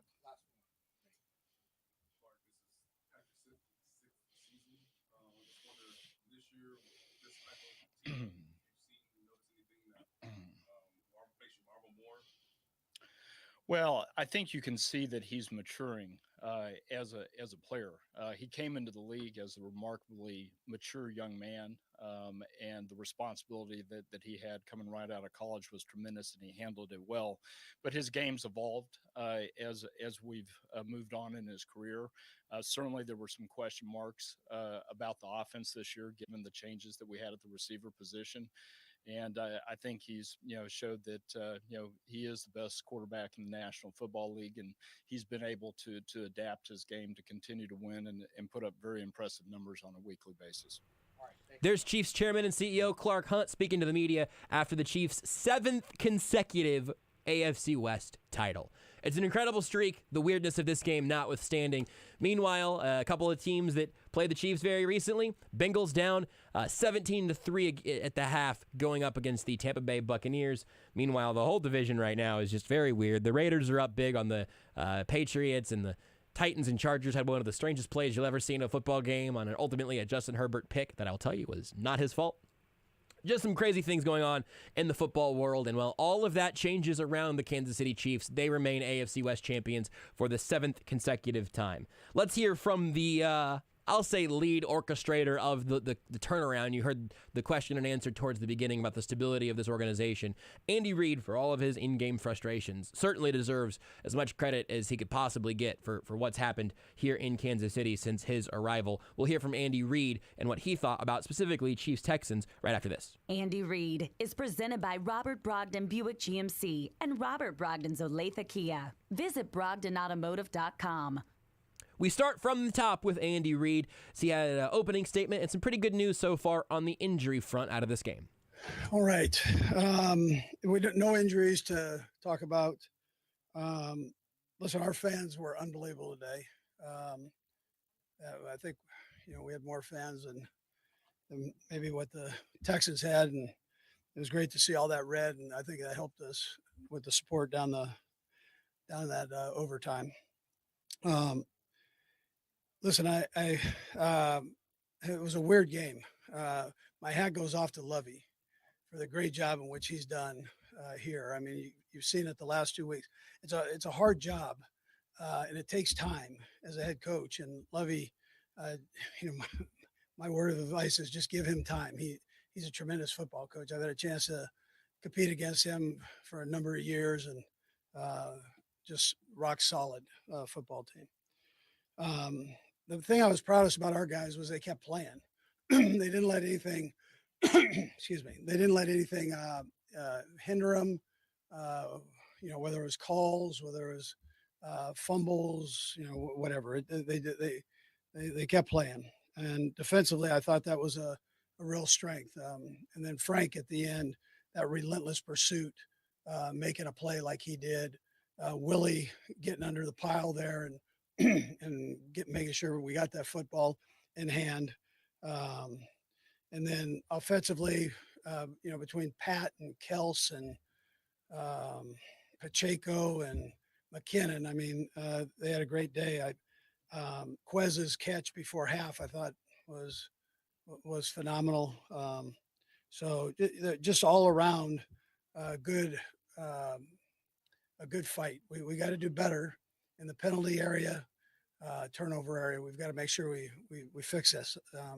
But we'll get back on that. The important thing is that we won the game, and they're tough to get in this league.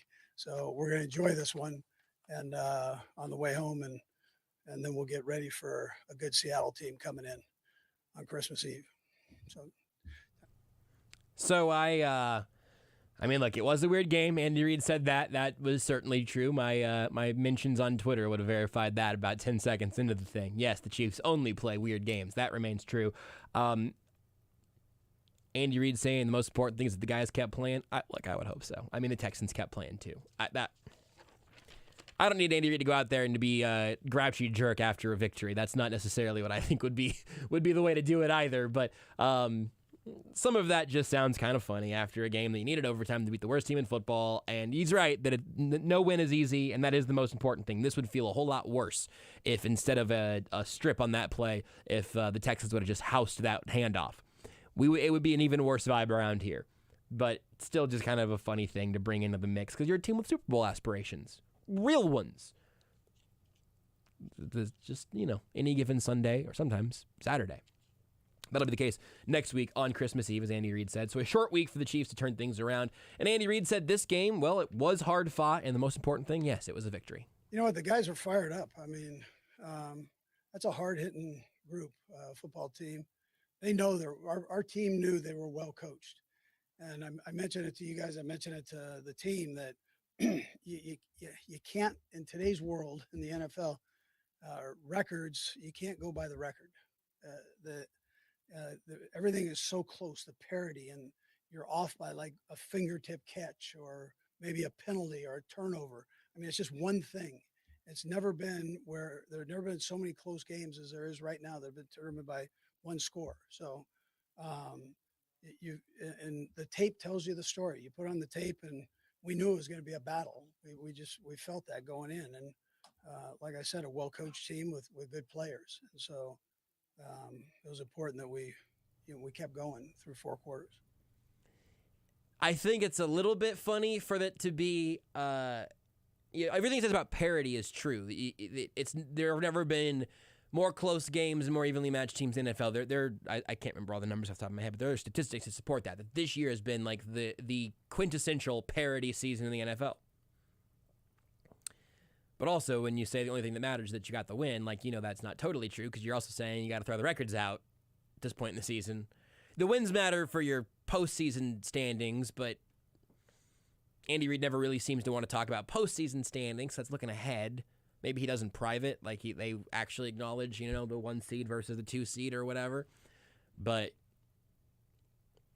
I've lived a happier life since coming to terms with the fact that Andy Reid's postgame comments aren't always going to cover all the ground that I wish it did. So we'll keep it moving just as he did there to talk about Harrison Butker, a place where I'm sure Andy Reid is not quite, maybe he's still an optimist, but certainly can't be thrilled with the performance of Harrison Butker when he chose to go to him in some of those big spots. Being a kicker is a little bit like being a batter, and sometimes you get into a slump, but he's a great one, and he'll get through it, and then he'll come out of it even better than what he was. But you got to keep kicking, and that's what we're going to do with him. That's fine, I guess. I would rather him stop kicking like 50-yarders on 4th and whatever when Patrick Mahomes is your quarterback, but that's a different conversation. Andy Reid doesn't sound like they're going to be pulling any kicker tryouts or anything this week.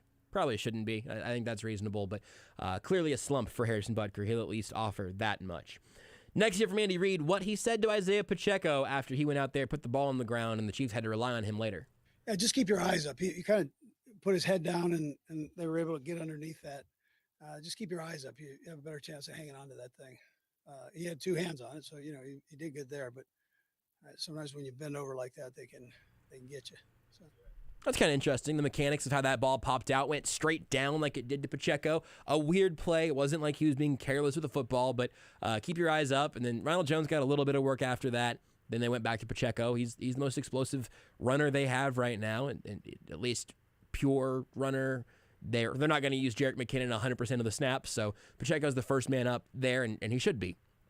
Wouldn't hurt my feelings if they used Ronald Jones a little bit and kept Pacheco fresh, but you're also trying to get him work right now as a young guy, so that makes sense to me. What didn't make as much sense to me was what the Chiefs were doing at the end of regulation. It felt like they were largely playing to run the clock out and take a long field goal, which is what they did, but then it didn't land. So here's what Andy Reid said about the strategy at the end of regulation. I was hoping we scored a touchdown. I mean, honestly, the way things were going back and forth and some of the calls that were going on, I just felt like we needed to make sure we scored a touchdown. So, it didn't work out that way. But, if we had to kick it, I was okay there too. So, I mean, I wasn't, that can be taken two different ways, Nate.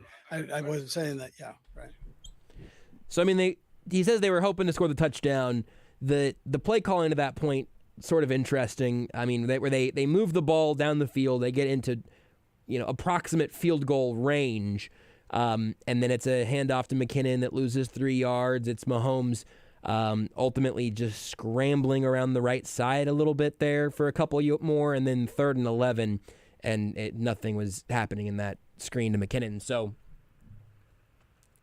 it wasn't very productive at that point, even if the Chiefs were trying to legitimately move the markers and get a new set of downs, actually try to score. But from that first play, putting them at 2nd and 13, and then nothing else coming together. Even if they were trying to stay aggressive there, it wasn't executed right, and so the Chiefs end up settling for the field goal attempt, and then it takes them to overtime.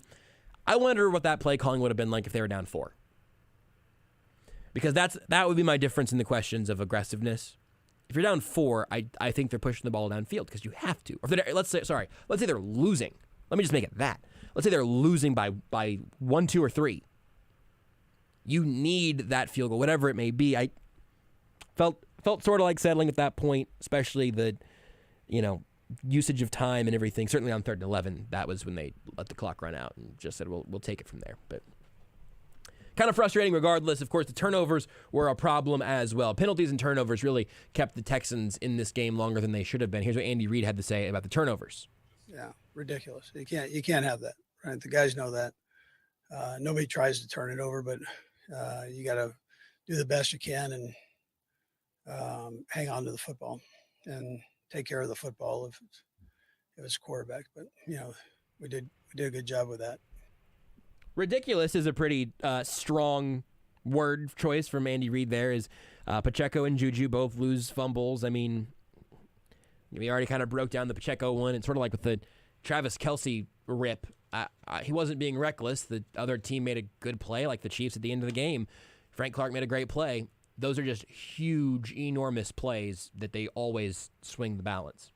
Next here from Andy Reid, going back to some of those mistakes and also all of the penalties and what it means for his team to be going through those still so late in the season. Yeah, sure. You got to work your fundamentals and techniques, and then you got to trust them. So when you're out there, and that's what we'll do. I mean, that's the simplest part. You saw Pat and what he did. I mean, he took care of business today, and he went back to work and worked on it. I mean, you're talking about a guy that if he's not the MVP in the league, I'm not sure what's wrong with it, but I mean he cleaned it up and comes out and we have almost 500 yards of offense minus 100 of penalties, but it was that's a pretty spectacular day there. So, but that's what he did. I mean, great example of how you go back to the drawing board and make sure that you clean everything up. Mahomes played a sneakily stupendous game today. There was a stat about his completion percentage over expected, I think it was his CPOE, in terms of statistically what he was expected to accomplish in the times he threw the ball. I can't find the tweet just yet. I'll keep an eye out. But a fabulous game from Patrick Mahomes, who was just doing nothing but throwing completions for such a tremendous stretch of this game. Ultimately, his final stat line, 36 of 41. Do the math there. It's a 5 incompletion difference. One of those, MVS probably should have been able to make the play on, but I also think, by what Trent Green said, probably an issue of Mahomes not putting the ball where he should have based off of how MVS was adjusting his route. Trent made it sound like it was probably Mahomes underthrowing that ball or reading it a little different than MVS did, and MVS's read being good. Regardless, that's one of those picks. Another one, I guess that deep shot to Justin Watson probably didn't count because of the penalty. But regardless, an excellent day for Mahomes. Largely washed out because 24 points in regulation is not very impressive from the Chiefs, and this game wasn't very impressive, but Mahomes really was. Also hear from Andy Reid specifically about what the Texans presented as a football team in this game today. Well, number one, you see how this team, the heart that they play with. And then two, the defense is tremendous. I mean, he's running it, I presume. It looks that way. And they do just some good stuff on that. Offensively, they're creative. They're banged up a little bit. See, the injuries kind of can get you there, but I look at the scheme of the offense and defense and how they do on special teams, and they're right there. They're right there to get over that hump. And this type of game helps them. The Cowboys game helps them, and they'll get over the hump and be right there for you next year. Yeah, very creative, very creative. And you have to prep for two different looks. So they're different. They're different offenses there. I thought our guys did okay with that part. We shot ourselves a little bit with the penalties. That's where we got into trouble on third down in that. So gotta get off the field. But I thought we handled that decent. Some words of encouragement there for Andy Reid. Sounds like a legit fan of Lovie Smith and thinks that organization has brighter days. They should, and we'll see how that evolves. But let's stick with the Chiefs side of things here, because it's Sports Radio 810 WHB Kansas City, not Sports Radio 810 WHB Houston. I didn't accidentally do like an illegal ID there, did I, Jason? Possibly, but we won't tell anybody. Sports Radio 810 WHB Kansas City. WHB Kansas City. WHB Kansas City. WHB Kansas City. We're now super legal. That's something they don't teach you about till law school, but that's where the real precedent gets into the equation. Let's stay with the KC side here. Andy Reid talking about yet another playoff berth and his 7th consecutive AFC West title. And I told the guys my hat goes off to them. So, I mean, that was a way to fight through it. And there's a certain you set a certain level, and all these new guys come in. They're going, "Hey man, we got to win. We got to win this thing." And there's an additional pressure on that. But just to get through it, you can see that was a positive thing, and then you can sail from there. So it's you got that done, and now you just go do your thing. We'll keep it moving with Andy Reid here as they keep it moving through the division. I think we all learned something about refereeing today, which is that now you can challenge forward progress if the loss of the football coincides with the hit / if it's at the exact same time, or if the loss of the football comes before the hit.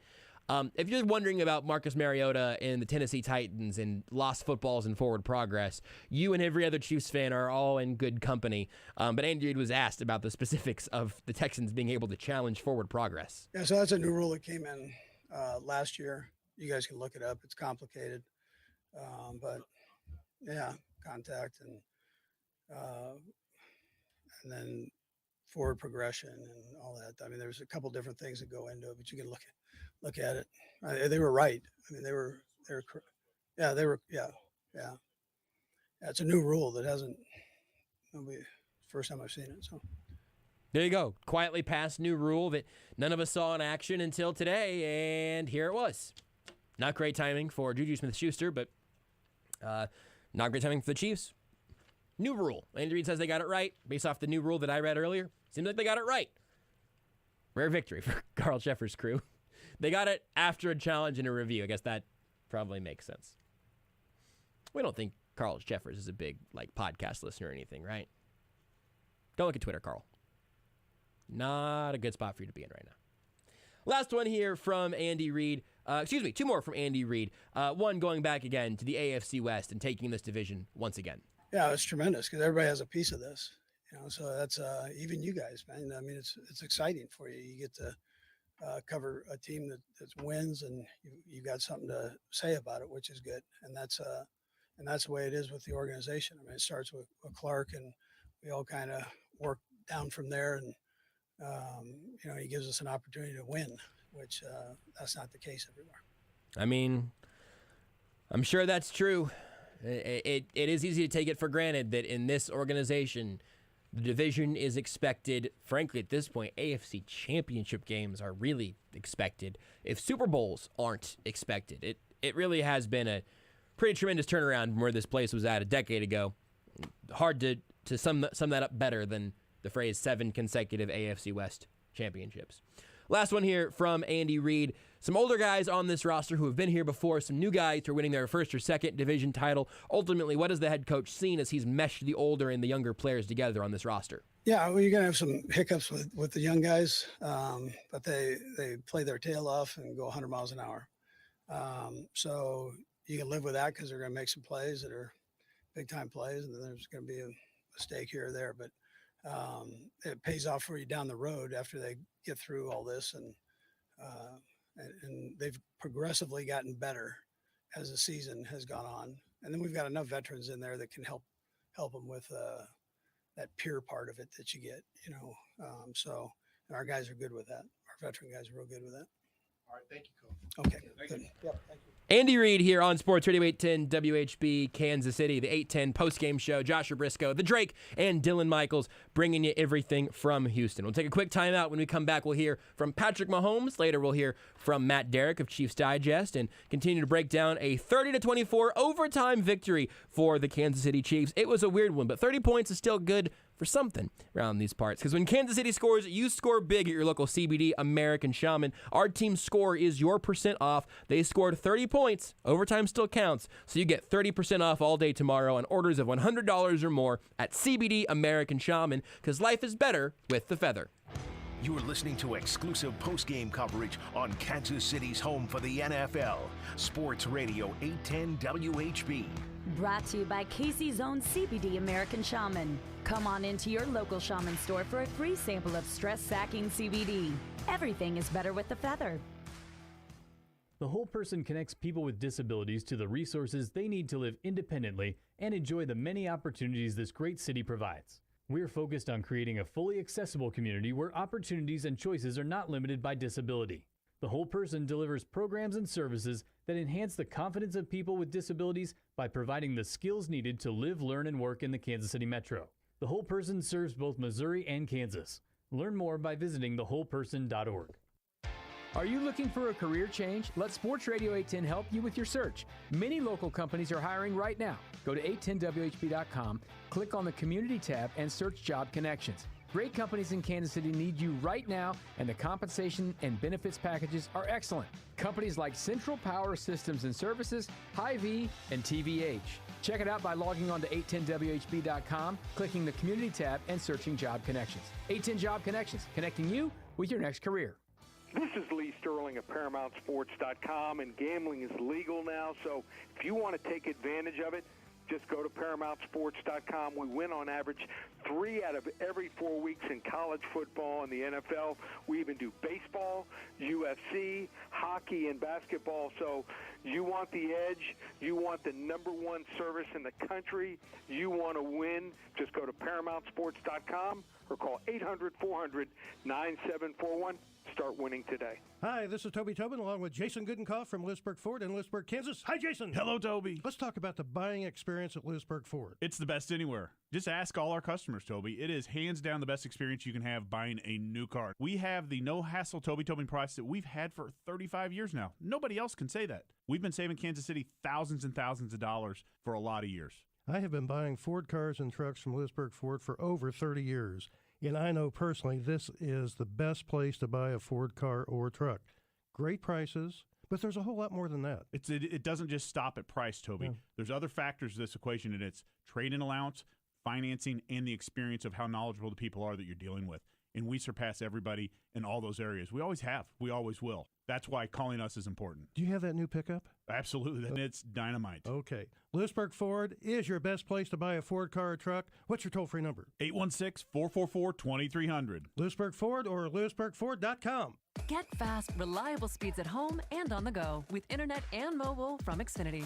Now through December 21st, new customers can get 1.2 gig internet plus XFi Complete with unlimited data and Wi-Fi equipment included. It's just $50 a month for 2 full years with no annual contract when you add Xfinity Mobile with unlimited data at regular rates. Plus, get $200 back. Go online, call 1-800-XFINITY or visit a store today.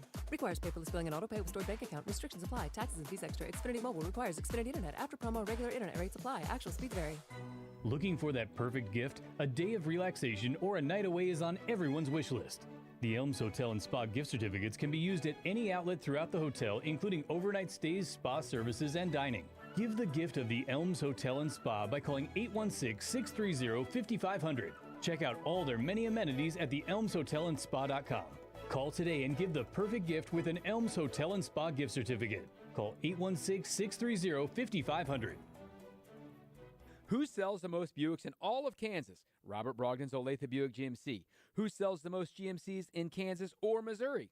Robert Brogdon's Olathe Buick GMC. First in sales, first in service, and the #1 dealer in volume. They sell them because they stock them. Check out the huge selection of new GMC Sierras, Terrains, and Buick Enclaves. Plus, every new vehicle has the 90-day money-back Brogdon guarantee. Find out more at robertbrogdon.com or visit them in person at I-35 in Santa Fe. Rally House, shop every team in town.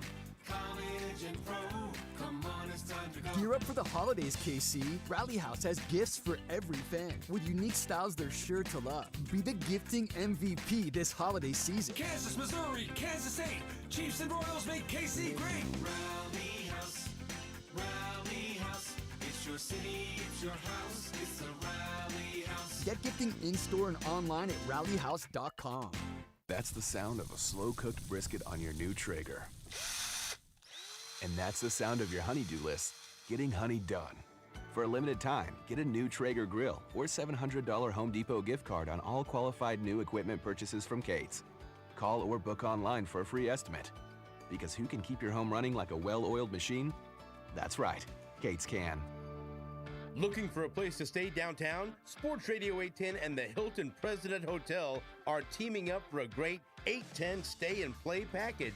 The 810 Stay and Play package includes breakfast for 2, parking for 1 vehicle, and a Sports Radio 810 welcome gift handed out at check-in. Call 816-221-9490. The Hilton President Hotel, the only hotel in the Power and Light District. Call 816-221-9490 or online at presidentkansascity.hilton.com. It's time to take the whole family straight to Andy's Frozen Custard. They have this incredible new s'mores jackhammer. Amazing fresh vanilla frozen custard blended with chocolatey melted hot fudge and the crunchiest, crumbliest graham crackers. Andy's Frozen Custard, the world's finest. It's the best way to top your day with a smile. Hey, are you free on Monday night? Sorry, gotta watch Monday Night Football. What about Thursday? Sorry, Thursday Night Football. Friday then? I'm not gonna miss out on Lawrence High and Free State. What about Saturday? That's college football. Gotta watch my Jayhawks. And don't even ask about Sunday. How do you even have time to do chores like dishes? I don't. I go to the 23rd Street Brewery. I get great food, drink, and a TV everywhere I look. And no dishes for me. The 23rd Street Brewery on the corner of Clinton Parkway and Castle. Tito's Handmade Vodka is America's original craft vodka. In 1995, Tito Beveridge built his very own distillery and put his life savings into it. Since then, he's won the unanimous Judges' Choice double gold medal at the World Spirits Competition, the Chairman's Trophy for World's Best Vodka Tonic, and many others. Tito's Handmade Vodka is still made on the same land where he started it all in Austin, Texas. Distilled from corn and gluten-free. Visit us at titosvodka.com for recipes, videos, and more. Distilled and bottled in Austin, Texas, 40% alcohol by volume, namely 80 proof. Crafted to be savored responsibly. Ready to change your life? Get a smile you'll love to the moon and back. Expert orthodontist Dr. Moon and his friendly team use the latest technology to make your journey fast, precise, and affordable. They invite patients of all ages to experience warm orthodontic care in a family-friendly atmosphere, serving all ages in Olathe and Overland Park while offering the latest technology in orthodontic care. It's Moon Orthodontics. Revolutionize your smile with a free consultation. Visit moonortho.com. Brian Radke here from Sunday Night Football on Westwood One. We've got NFC East action this week from the nation's capital when Taylor Heineke and the Washington Commanders host Saquon Barkley and the New York Giants. Both are in the playoff hunt at 7-5-1, but with little margin for error. Who will get the crucial win? Join me and Mike Mayock to find out. Giants at the Commanders on Sunday Night Football. Right here on Sports Radio 810 WHB. Without the ones like you, who work tirelessly to keep things running, everything would suddenly stop. Hospitals, factories, schools, and power plants, they all depend on you. No matter the weather, emergency, or time of day, you're the ones who get it done. At Grainger, we're here for you 24/7 with supplies and solutions for every industry and access to product specialists ready to help. Call, click Grainger.com, or just stop by. Grainger, for the ones who get it done. Protect your vehicle's engine with Syntec and O'Reilly Auto Parts. Syntec Premium Full Synthetic Motor Oil is formulated for today's engines to dissipate heat and reduce friction and wear. Right now, get 5 quarts of Syntec Full Synthetic and a MicroGuard Select Oil Filter for just $33.99. Try Syntec today, exclusively at O'Reilly Auto Parts. O'Reilly Auto Parts.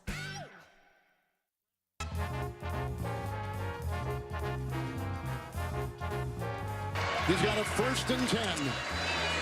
McKinnon, Brown a block, and a block will open up the door. The game is over. Touchdown run, McKinnon. The Chiefs have won. And they win the division. How could anything else be our play of the game? That's brought to you by Central Bank. For more, visit them online at centralbank.net. Jerick McKinnon calls game there in the Chiefs' second possession of overtime. They punt to the Texans. Willie Gay and Frank Clark in inverse order make great plays to take the ball back on defense, and then McKinnon ends it there 30-24. The Chiefs victorious in overtime. I realized last segment I got so excited to talk about our great call that we had earlier in the game from Mike, earlier in the postgame show about the game from Mike. I made him our caller of the game and then forgot to tell you all the great things that come with being the caller of the game because he made so many great points and I'm easily distracted. But I'm not easily distracted when it comes to the great beef coming from Greengrass Cattle Company. Their store is out in Weston, Missouri, off 45 Highway, less than a mile from the ranch. We've been out there, visited the ranch, saw their whole operation, got to feed some cows, pet some cows, stand in the thing that they hold the cows in whenever they need to update them on, whatever you do to keep a cow healthy. Mercifully, I'm not in charge of these cows. They are at Greengrass Cattle Company, and they implement the best practices with their premium Black Angus cattle, providing the best feed, clean water, and a low-stress environment to make sure you have the best-tasting beef in town. All locally owned and operated right there in Weston, Missouri. It's a great operation, great people, and local right here in the area. So go give them a look in their store in Weston or at greengrasscattleco.com. greengrasscattleco.com. And they'll deliver right to your door as well. We'll hear from Patrick Mahomes coming up next. A great, incredibly efficient game from him. The Bengals, by the way, Joe Burrow just took like a 20-yard sack on 4th and 3.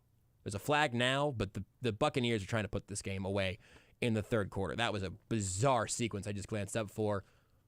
Holding on the defense, never mind. Everything is back alive for Cincinnati. Boy, that's got to be a deeply frustrating penalty on the Bucs. Football's weird. That was true today as well. But even when it's weird, Patrick Mahomes was excellent. And as always, this press conference is brought to you by Xfinity. Patrick Mahomes press conference brought to you by Xfinity. Xfinity Internet. Stay connected with Wi-Fi coverage that delivers the speed, reliability, and coverage you need. Can your internet do that? We go to Patrick Mahomes' thoughts after this game today. The Chiefs won. He was very good. The team was a little less than that, and I'm sure he had some mixed feelings about this victory today, 30-24 in overtime. Yeah, I mean, obviously we know we have a lot to work on to clean up, at least with the turnovers and the penalties. But you have to celebrate. I mean, we still won the AFC West, and you have to enjoy that. And I told the guys to do that and enjoy it for like the plane ride home and tonight. But we got a short week this next week, so I enjoy it, and then we'll get right back to it. Yeah, I mean, early it was for sure. I thought after the first few drives, we kind of got it going offensively a little bit, but when you turn the ball over, it keeps teams in games, and that team played hard. I mean, they have some playmakers, and they play hard. They're well coached. And if you give teams life like that, they're gonna make it a battle. And that's why, I mean, you see in the NFL, man, no matter what your record is, the margin of winning and losing is so small. And Coach Reid preaches that, and I'm just glad that we found a way to win it in the end. You got to get the win to stay alive there. It's funny to just listen to Mahomes talk like he's won 70 consecutive AFC West championships. You know, a lot to work on. We still won the AFC West. We have to enjoy that. I think it's a good thing to celebrate, especially for the guys who have not won it before. Justin Reid, new in town, all the rookies new to the league. But Mahomes knows where this team's goals are at, and they are beyond anything you can win in December.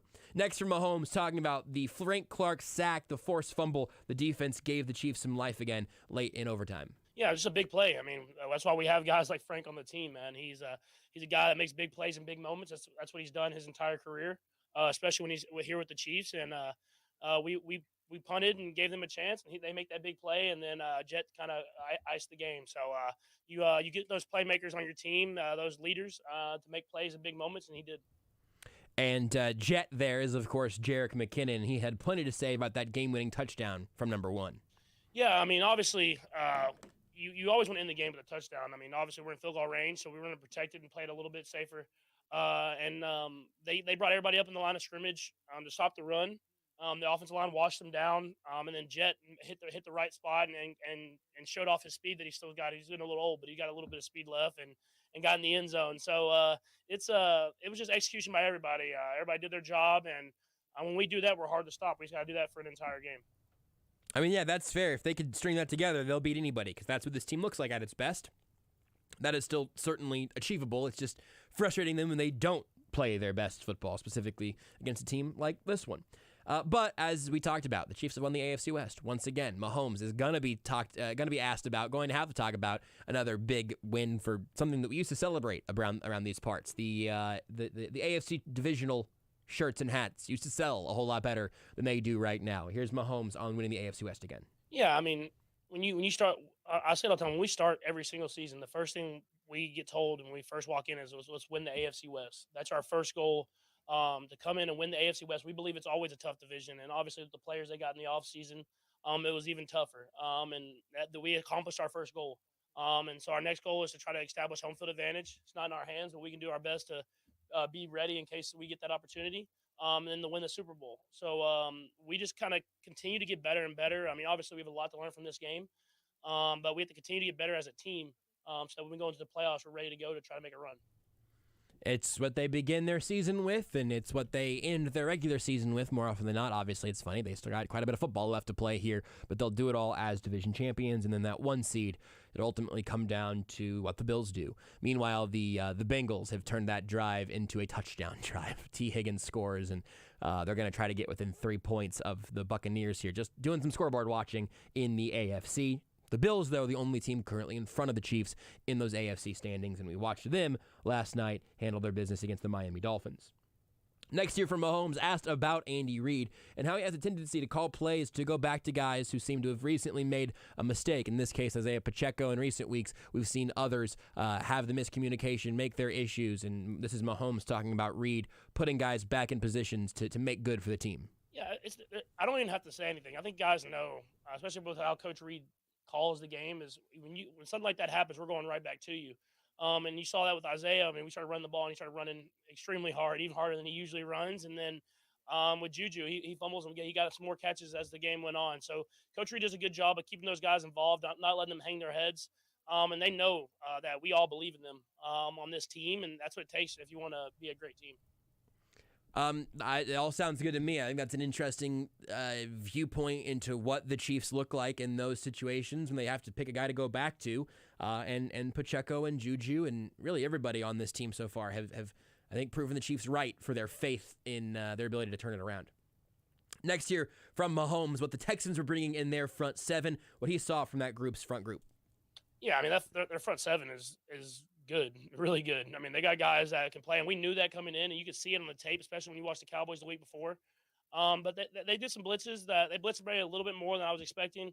But we finally got a handle on it a little bit in that second half, and were able to move the ball. But they got through in a few blitzes that we weren't we weren't really we had scouted, but we didn't expect early in the game, and so they did a good job. Like I said, they're well coached, and their record hasn't been great, but they have a lot of good players on that team.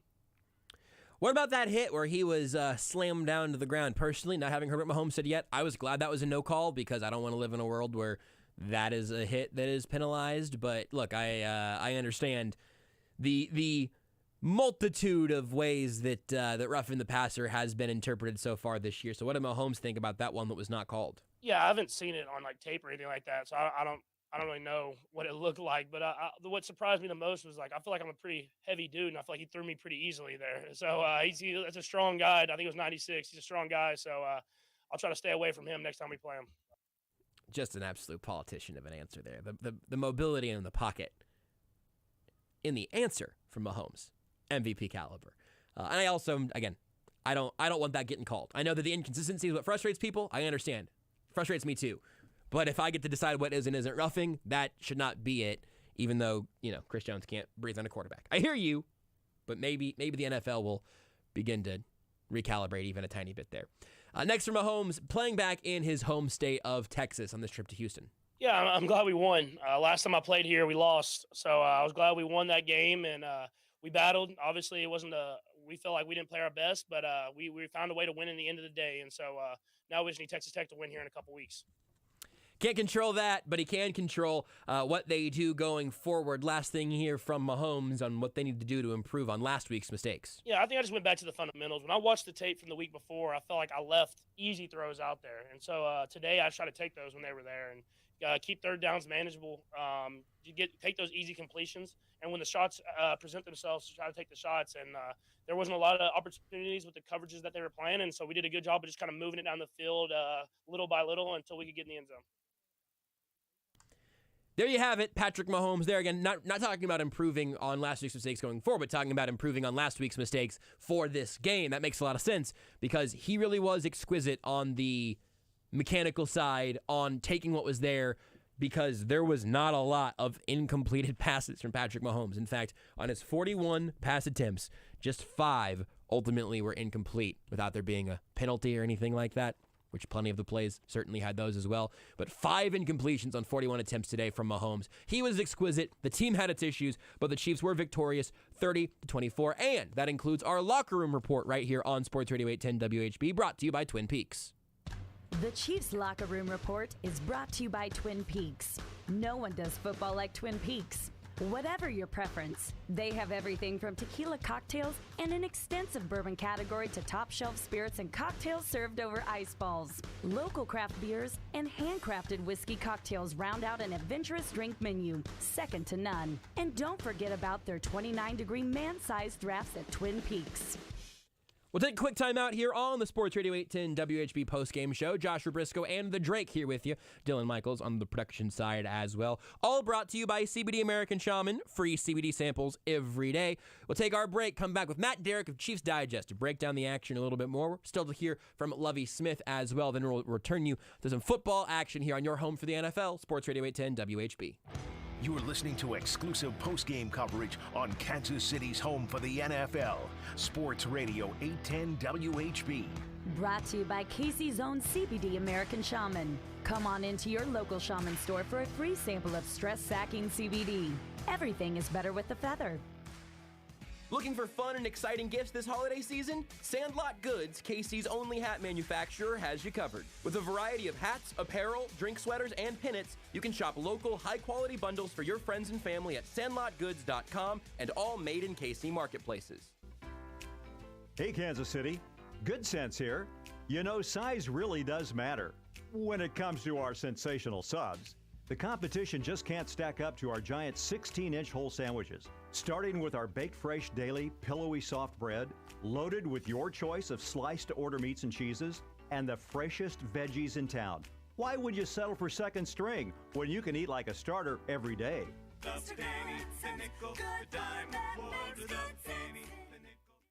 Premier Volvo Cars of Overland Park is the only Volvo dealership in Kansas City. Save thousands on all remaining new 2022 Volvos. Rates are as low as 3.99% on certified by Volvo SUVs. Don't wait, the deals are unbeatable, and now is the time to buy a new vehicle. Premier Volvo Cars of Overland Park has the largest inventory of new 2023 Volvos in the Midwest. Just ask for Jimmy Loveland or Sean Weiss. Where luxury and safety meet, Premier Volvo Cars of Overland Park at 78th and Metcalf, or at PremierVolvoCarsOverlandPark.com. See dealer for details. Stephen St. John here for Amini's. The holiday season is here, so what are you waiting for? Get to Amini's today. Treat yourself to no interest financing for 6 years on everything in the store.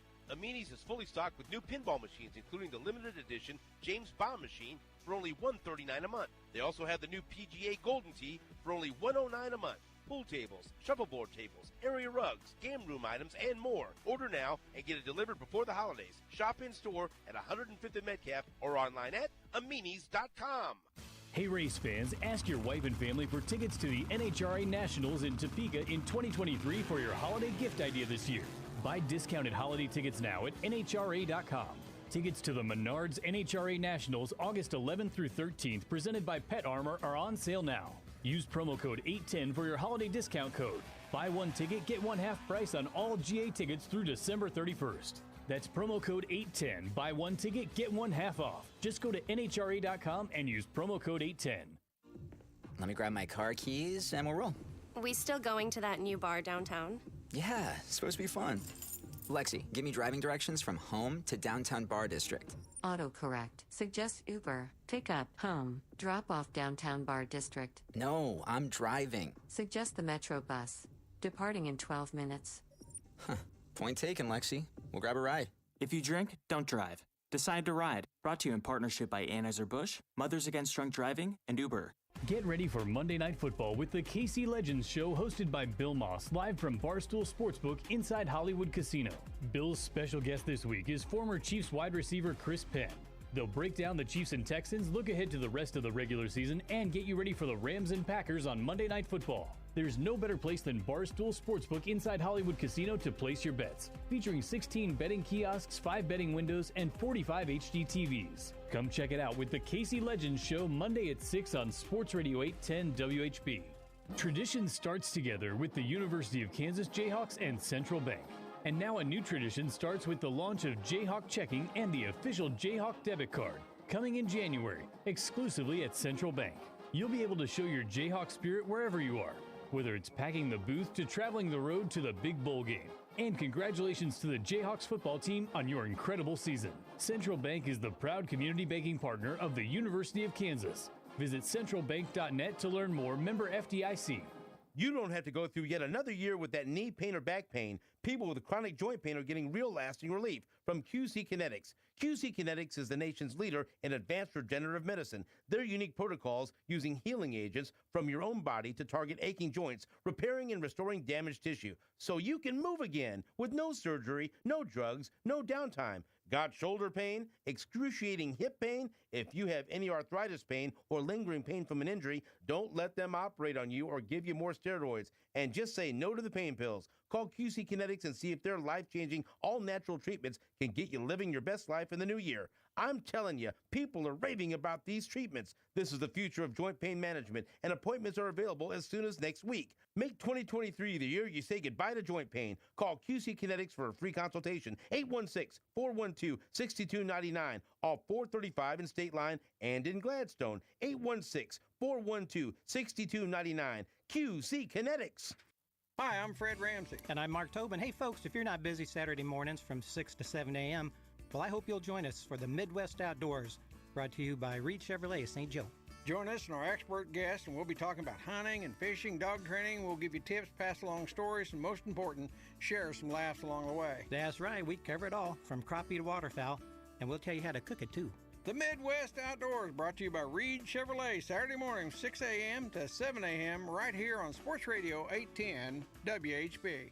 This is Lee Sterling of ParamountSports.com, and gambling is legal now, so if you want to take advantage of it, Just go to ParamountSports.com. We win on average 3 out of every 4 weeks in college football and the NFL.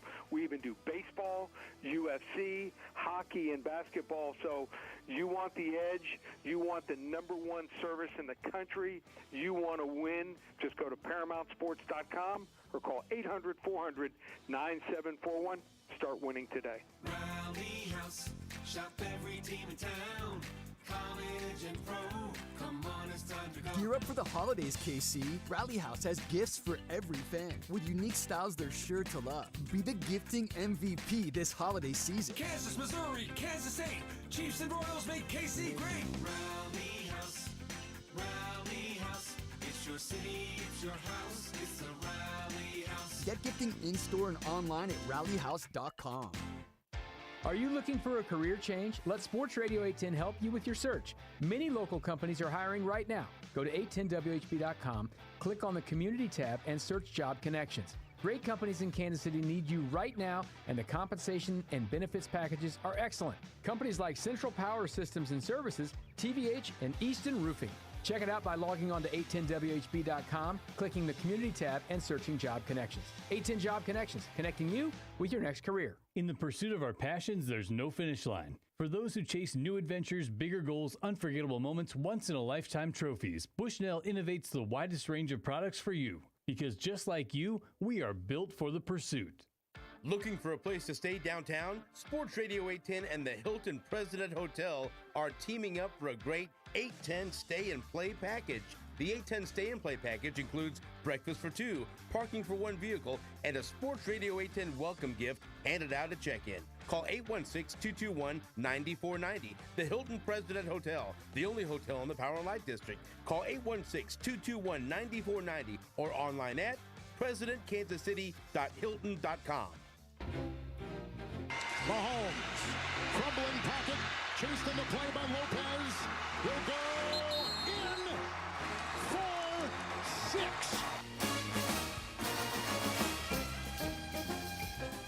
How could it be any other way? The Chiefs still get the victory, 30-24. But it didn't come without its fair share of gasps and concern and frustrations and so much more. If you'd like to get all of the good stuff but none of the concerns in your life, I would encourage you to maybe perhaps go buy your beef from Greengrass Cattle Company. You want to talk about Patrick Mahomes finding some space, finding the green grass on that touchdown? Greengrass Cattle Co. does that every single day. That's right, they're scoring touchdowns. Something about pigskin, I'm not sure. I lost the plot. But what I haven't lost is how good Greengrass Cattle Co. is. They bring you the best beef anywhere you're going to find it because they implement the best practices with their premium Black Angus cattle, providing the best feed, clean water, and a low-stress environment to make sure you have the best-tasting beef in town. And man, it really is. So go check them out at their store in Weston, Missouri, off 45 Highway, less than a mile from the ranch, or order online at greengrasscattleco.com, and they'll deliver right to your door. Thanks to Greengrass Cattle Company, as always, for being a part of the show. And it seems like they usually are being talked about right as Matt Derrick of ChiefsDigest.com is joining us. Matt, I don't mean to make you hungry every week.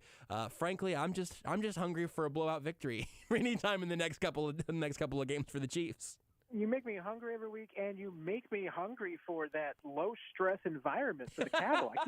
I keep thinking we need to do a watch party there. Because we need a low-stress environment for Chiefs games. I think that's the way to do it. That's such a good point. Those cattle are less stressed out than we are. And yeah, because we've been herded around the ups and downs of this football team. I want to start with a positive thing because it accidentally, as it always does, some part of this game takes 3 hours for me to even mention. It took a long time for me to even begin to dissect the fact that Patrick Mahomes had 5 incompletions in this game. Tell me what you saw from Mahomes here, because he talked about it post-game a little bit, that he was going back to some fundamentals, trying to improve on that from last week. He was pretty much perfect in a game where nothing necessarily felt all that easy. Yeah, and I mean, think about those 5 incompletions. I mean, one of them, if he and MVS are on the same page, is a touchdown. Yep. And that was just, I mean, that's just the chemistry, playing with each other, knowing what is going on in your mind, kind of a play. It was darn near perfect for Mahomes, and the offense in general. I mean, they put up 502 yards of offense. That's a lot of offense, Josh. Yeah, it is. Yeah, and still it was only good for 24 points against the Texans. So just on the offensive side, help me make sense of that. You got the best of Mahomes. You got some good work running the ball from Isaiah Pacheco, and he was holding on to the ball, of course. Make me feel better about 24 points in regulation, or at least explain how it happens to me. Yeah, I mean, once again, it's a little bit of the feast but famine. I mean, the Chiefs had a couple of drives that went absolutely nowhere. They had a couple of drives that went absolutely everywhere. Thanks to the penalties, they had one drive in which they gained 108 yards. That's not easy to do. No, that is very rare. 13 plays, 108 yards. That's pretty impressive. It's got a touchdown on it, so at least if you get 108 yards, you get a touchdown. The penalties were bad on both sides. I mean, certainly it killed a couple of Chiefs' offensive opportunities, certainly kept alive a couple of Bengals opportunities. That was a part of it. Hey, they have a couple of turnovers. That's a part of it. That's how you get away from scoring some points. I mean, it was just a little tick here and there. But overall, the offense, what was it to complain about other than the turnovers and the penalties, right? Which I guess is a lot like, saying, hey, Germany had a great century except for the World Wars. But they were solid in that respect. So like I said, except for maybe the penalties and the turnovers, there was a lot to like, especially to me for the bounce back, because Mahomes didn't have his best game against the Broncos, even if he was productive. The turnovers were the problem. Today, not so much. He was sharp. He was dialed in. One more time with the Chiefs. The Chiefs had a 108-yard drive. Is that what you said?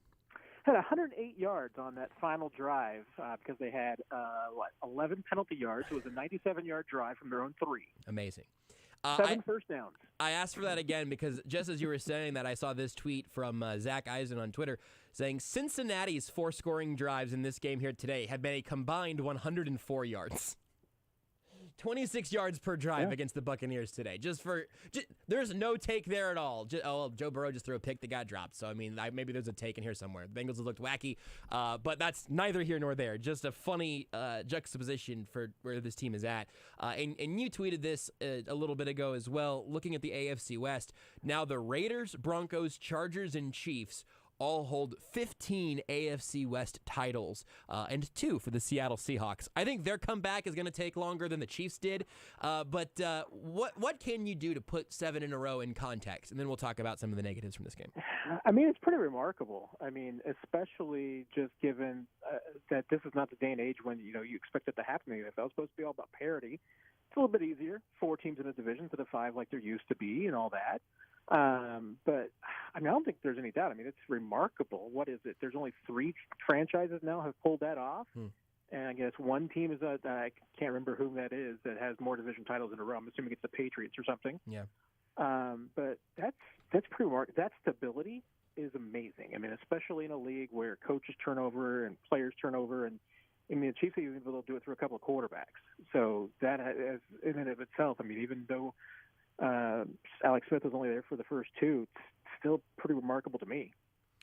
And then what are we allowed to be frustrated from in this game? Because there's a lot of little things. I don't necessarily know that there's one singular plan that could be changed going into the rest of this season, but I need help dissecting it here to figure out where exactly what it was that kept this game needing overtime.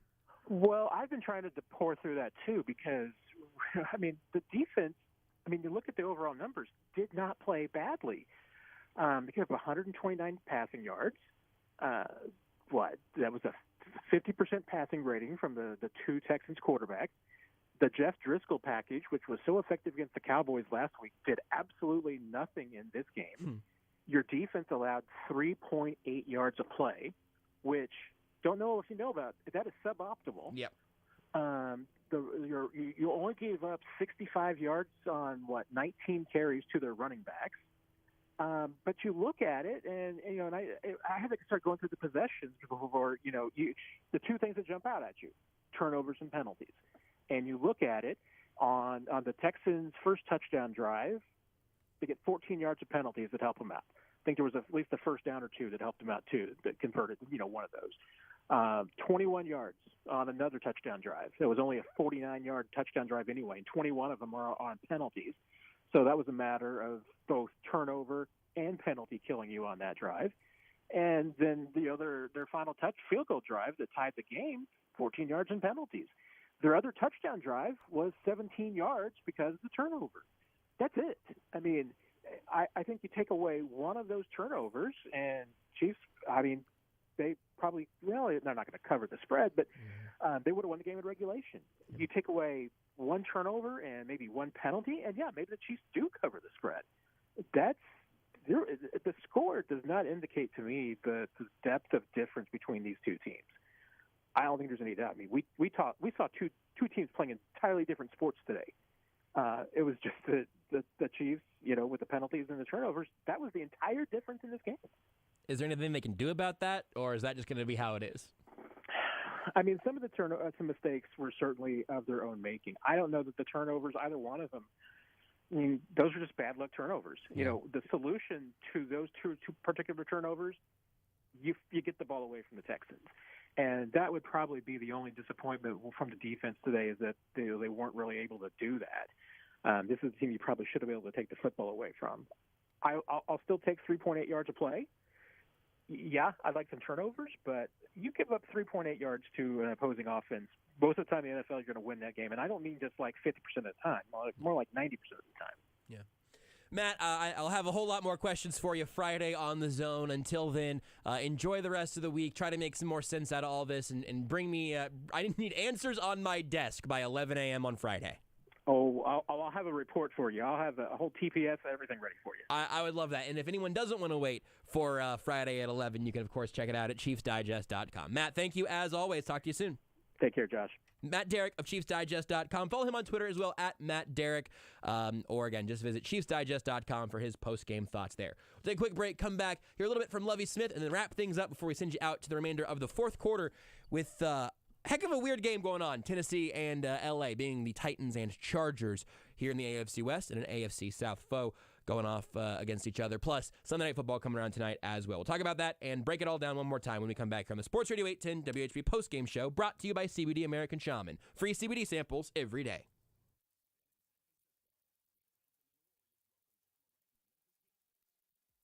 You're listening to exclusive post-game coverage on Kansas City's home for the NFL.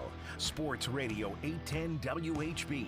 Brought to you by Casey's own CBD American Shaman. Come on into your local shaman store for a free sample of stress-sacking CBD. Everything is better with the feather. Scott Graham here from Westwood One. The Week 15 Sunday night matchup features NFC East action when the Washington Commanders host the New York Giants. Just 2 weeks ago, they played to a tie. Now, a win is needed to improve playoff chances. Ryan Rackey and Mike Mayock have the call on air and on the free live stream, sponsored by AutoZone on Sunday Night Football. Right here on Sports Radio 810 WHB.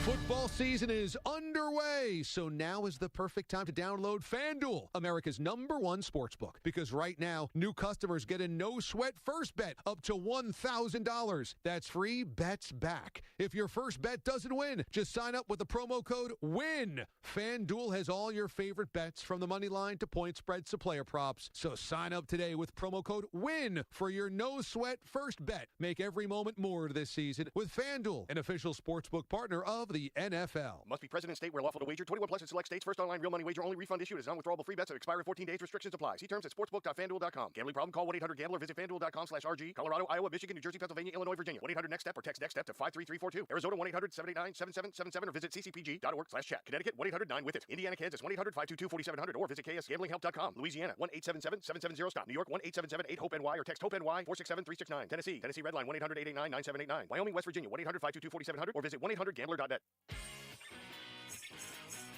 Ho, ho, ho, it's Santa Grundy. What a year we're having, Kansas City. Everyone thought losing one of our fastest receivers would slow us down, but we're doing better than ever. This is how my favorite dealership, Roberts Robinson Chevrolet Buick GMC, is dealing with all the changes by staying focused. You might be hearing about other dealers having supply chain issues with vehicles and service parts in stock. Not Roberts Robinson. They are working hard to make sure their customers have a great selection of vehicles and parts they need. They make it easy because you can go online to robertsrobinson.com and order a custom vehicle in less than 10 minutes. They're also offering a lifetime warranty on all new vehicles for free. Before you go anywhere else, Get that lifetime warranty and check out the inventory of over 60 vehicles ready to sell. Go to RobertsRobinson.com or Facebook Roberts Robinson and tell them that Santa Grunny sent ya. Is holiday shopping stressing you out? Let Joe's KC deliver a sleigh full of barbecue to everyone on your holiday list. All of the Joe's favorites, like the Z-Man and Rocket Pig kits, can be shipped anywhere in the U.S. Joe's ships coast to coast, and most kits arrive in 2 days. Place your order today and give the gift of great barbecue at joeskc.com. Save on everything for the holidays, from entertaining and cooking to gifting and decor at Bed Bath & Beyond. Great deals on top brands like KitchenAid, Keurig, Shark, iRobot, Ravel, Ninja, Calphalon, Tefal, Sharper Image, Oral-B, and Homedics. Save more with our gift of the day with amazing offers every day. Plus, here's a gift just for you. Take 25% off your entire purchase every time you shop by texting JOY to 239663. That's JOY to 239663. Welcome the holidays with Bed Bath & Beyond. Offer expires December 25th. Exclusions apply. See website for details. Join Robert Brogdon's Olathe Kia and celebrate Kia's season of giving back. During December, a donation will be made to St. Jude Children's Research Hospital for each new eligible Kia purchased or leased. Choose from a large selection of new Kia Telluride, Seltos, Sorento, and Forte models. Plus, all new vehicles are backed with the Brogdon exclusive 90-day money-back guarantee. Robert Brogdon's Olathe Kia, I-35 in Santa Fe, or online at olathekia.com. Where'd you get that grin? Right above your chin. I love fall, and I love the taste of s'mores around a campfire. So this season, I made them into our new Andy's Frozen Custard S'mores Jackhammer. It's fresh vanilla frozen custard blended with chocolatey hot fudge, crunchy graham cracker, and fluffy marshmallow. Roasty, toasty good. With a smile at Andy's, top your day. With a smile at Andy's, top your day. Are you the owner of a growing business? Does your business need funds for a vehicle, equipment, or real estate?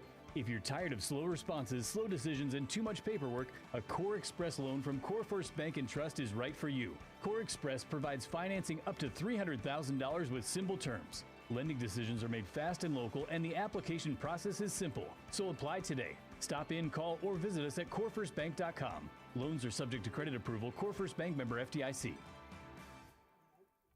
My brother-in-law died suddenly, and now my sister and her kids have to sell their home. That's why I told my husband we could not put off getting life insurance any longer. An agent offered us a 10-year, $500,000 policy for nearly $50 a month. Then we called SelectQuote. SelectQuote found us identical coverage for only $19 a month, a savings of $369 a year. Whether you need a $500,000 policy or a $5 million policy, SelectQuote could save you more than 50% on term life insurance. For your free quote, call SelectQuote at 1-800-478-6688. That's 1-800-478-6688. Or go to SelectQuote.com. 1-800-478-6688. That's 1-800-478-6688. SelectQuote. We shop. You save. Full details on example policies at selectquote.com/commercials. Hey guys, this Christmas, give her the next best thing to wearing nothing at all. With soft, silky, naturally nude pajamas available exclusively at Pajamagram. Sensuous and smooth, naturally nude pajamas feel just like her soft skin. Even more alluring than lingerie, the texture and touch of these pajamas is so seductive that you'll both love the feel of them. Leave nothing to the imagination with naturally nude pajamas. She'll love the feeling of wearing next to nothing at all. Order today, and Pajamagram will include a free matching naturally nude nightie. That's a $75 savings on a best-selling holiday gift. Yes, ordering today gets you a free $75 nightie. Best of all, Pajamagram does the wrapping for you with free gift packaging. In a year filled with the unexpected, get her something she can count on. But you need to order today, because last year they sold out before Christmas. Here's what you do. Go to Pajamagram.com right now. That's Pajamagram.com to order naturally nude pajamas. And when you do, be sure to tell them Stephen St. John sent you. Rally House, shop every team in town. College and pro, come on, it's time to go. Gear up for the holidays, KC. Rally House has gifts for every fan with unique styles they're sure to love. Be the gifting MVP this holiday season. Kansas, Missouri, Kansas State, Chiefs and Royals make KC great. Rally House, Rally House. It's your city, it's your house, it's the Rally House. Get gifting in-store and online at rallyhouse.com.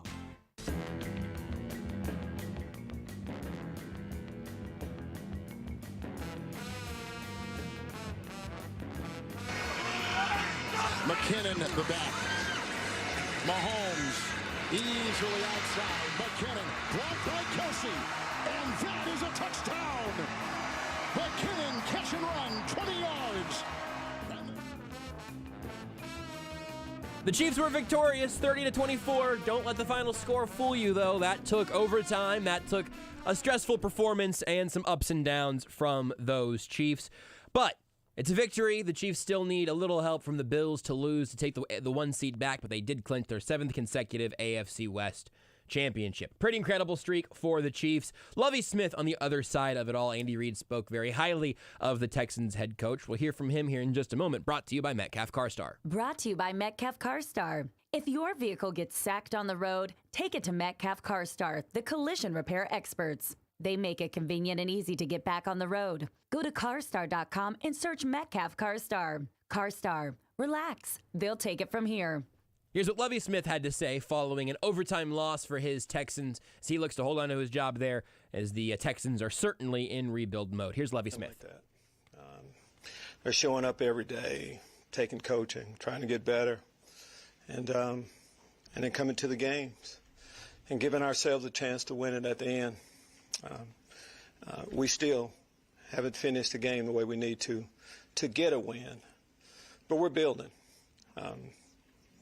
Offensively, I thought we, whenever, it comes down right up until the end and, you have over 20 points on the board, there's some things that we've done well. Throwing the football, our 2-quarterback system, did some good things. I thought Davis did some good things throwing it. Our plan when Damon went down, of course, was, as you saw, was to move Royce Freeman up. And he's a good football player, been on our practice squad and can do some things. I thought he ran the ball well throughout. This week we knew who we were playing. Chris Jones, I think is as good a defensive player as there is in the league. So we thought that moving Titus to the guard position would kind of help us in a lot of different ways. So I thought that gave us a chance. Defensively, whenever you can take the ball away, it was going to be one of those kind of games. I mean, Patrick Mahomes, as good as there is, Kelsey, Hall of Fame tight end. They have outstanding skill throughout, so we knew it would be, tough duty. I thought the guys fought, hung in there. The takeaways always give you a chance, and special teams too. So we fought hard, and I understand it's still a loss, and we're going to keep showing up is what we're going to do. There's Lovie Smith, as Andy Reid said many times over, a really good head coach. And Reid rooting for Lovie to get a little more time there in Houston to try to build that team back up. We got a lot to build up. We'll do it all week long here on Sports Radio 810 WHB. The Chiefs victorious in overtime, 30-24 over the Houston Texans. But now we'll hand you over to some more live football here on your home for the NFL as the Tennessee Titans currently down a touchdown as the Chargers lead them in LA 14-7. Joining now Compass Media Network's live coverage of Titans at Chargers. Takes the snap, sends it away. Missile kick, yes indeed. Coming down to Carter at the 15, near numbers. Now coming up the numbers across the 30, trying to escape the tackle. Can't quite do it.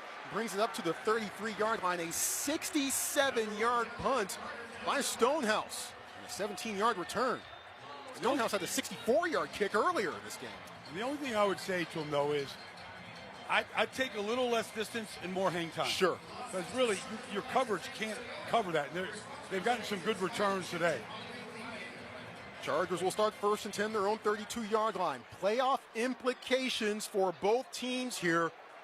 Chargers trying to stay on the correct side of the playoff line. They were actually on the outside, just on the outside, looking in as today's action began.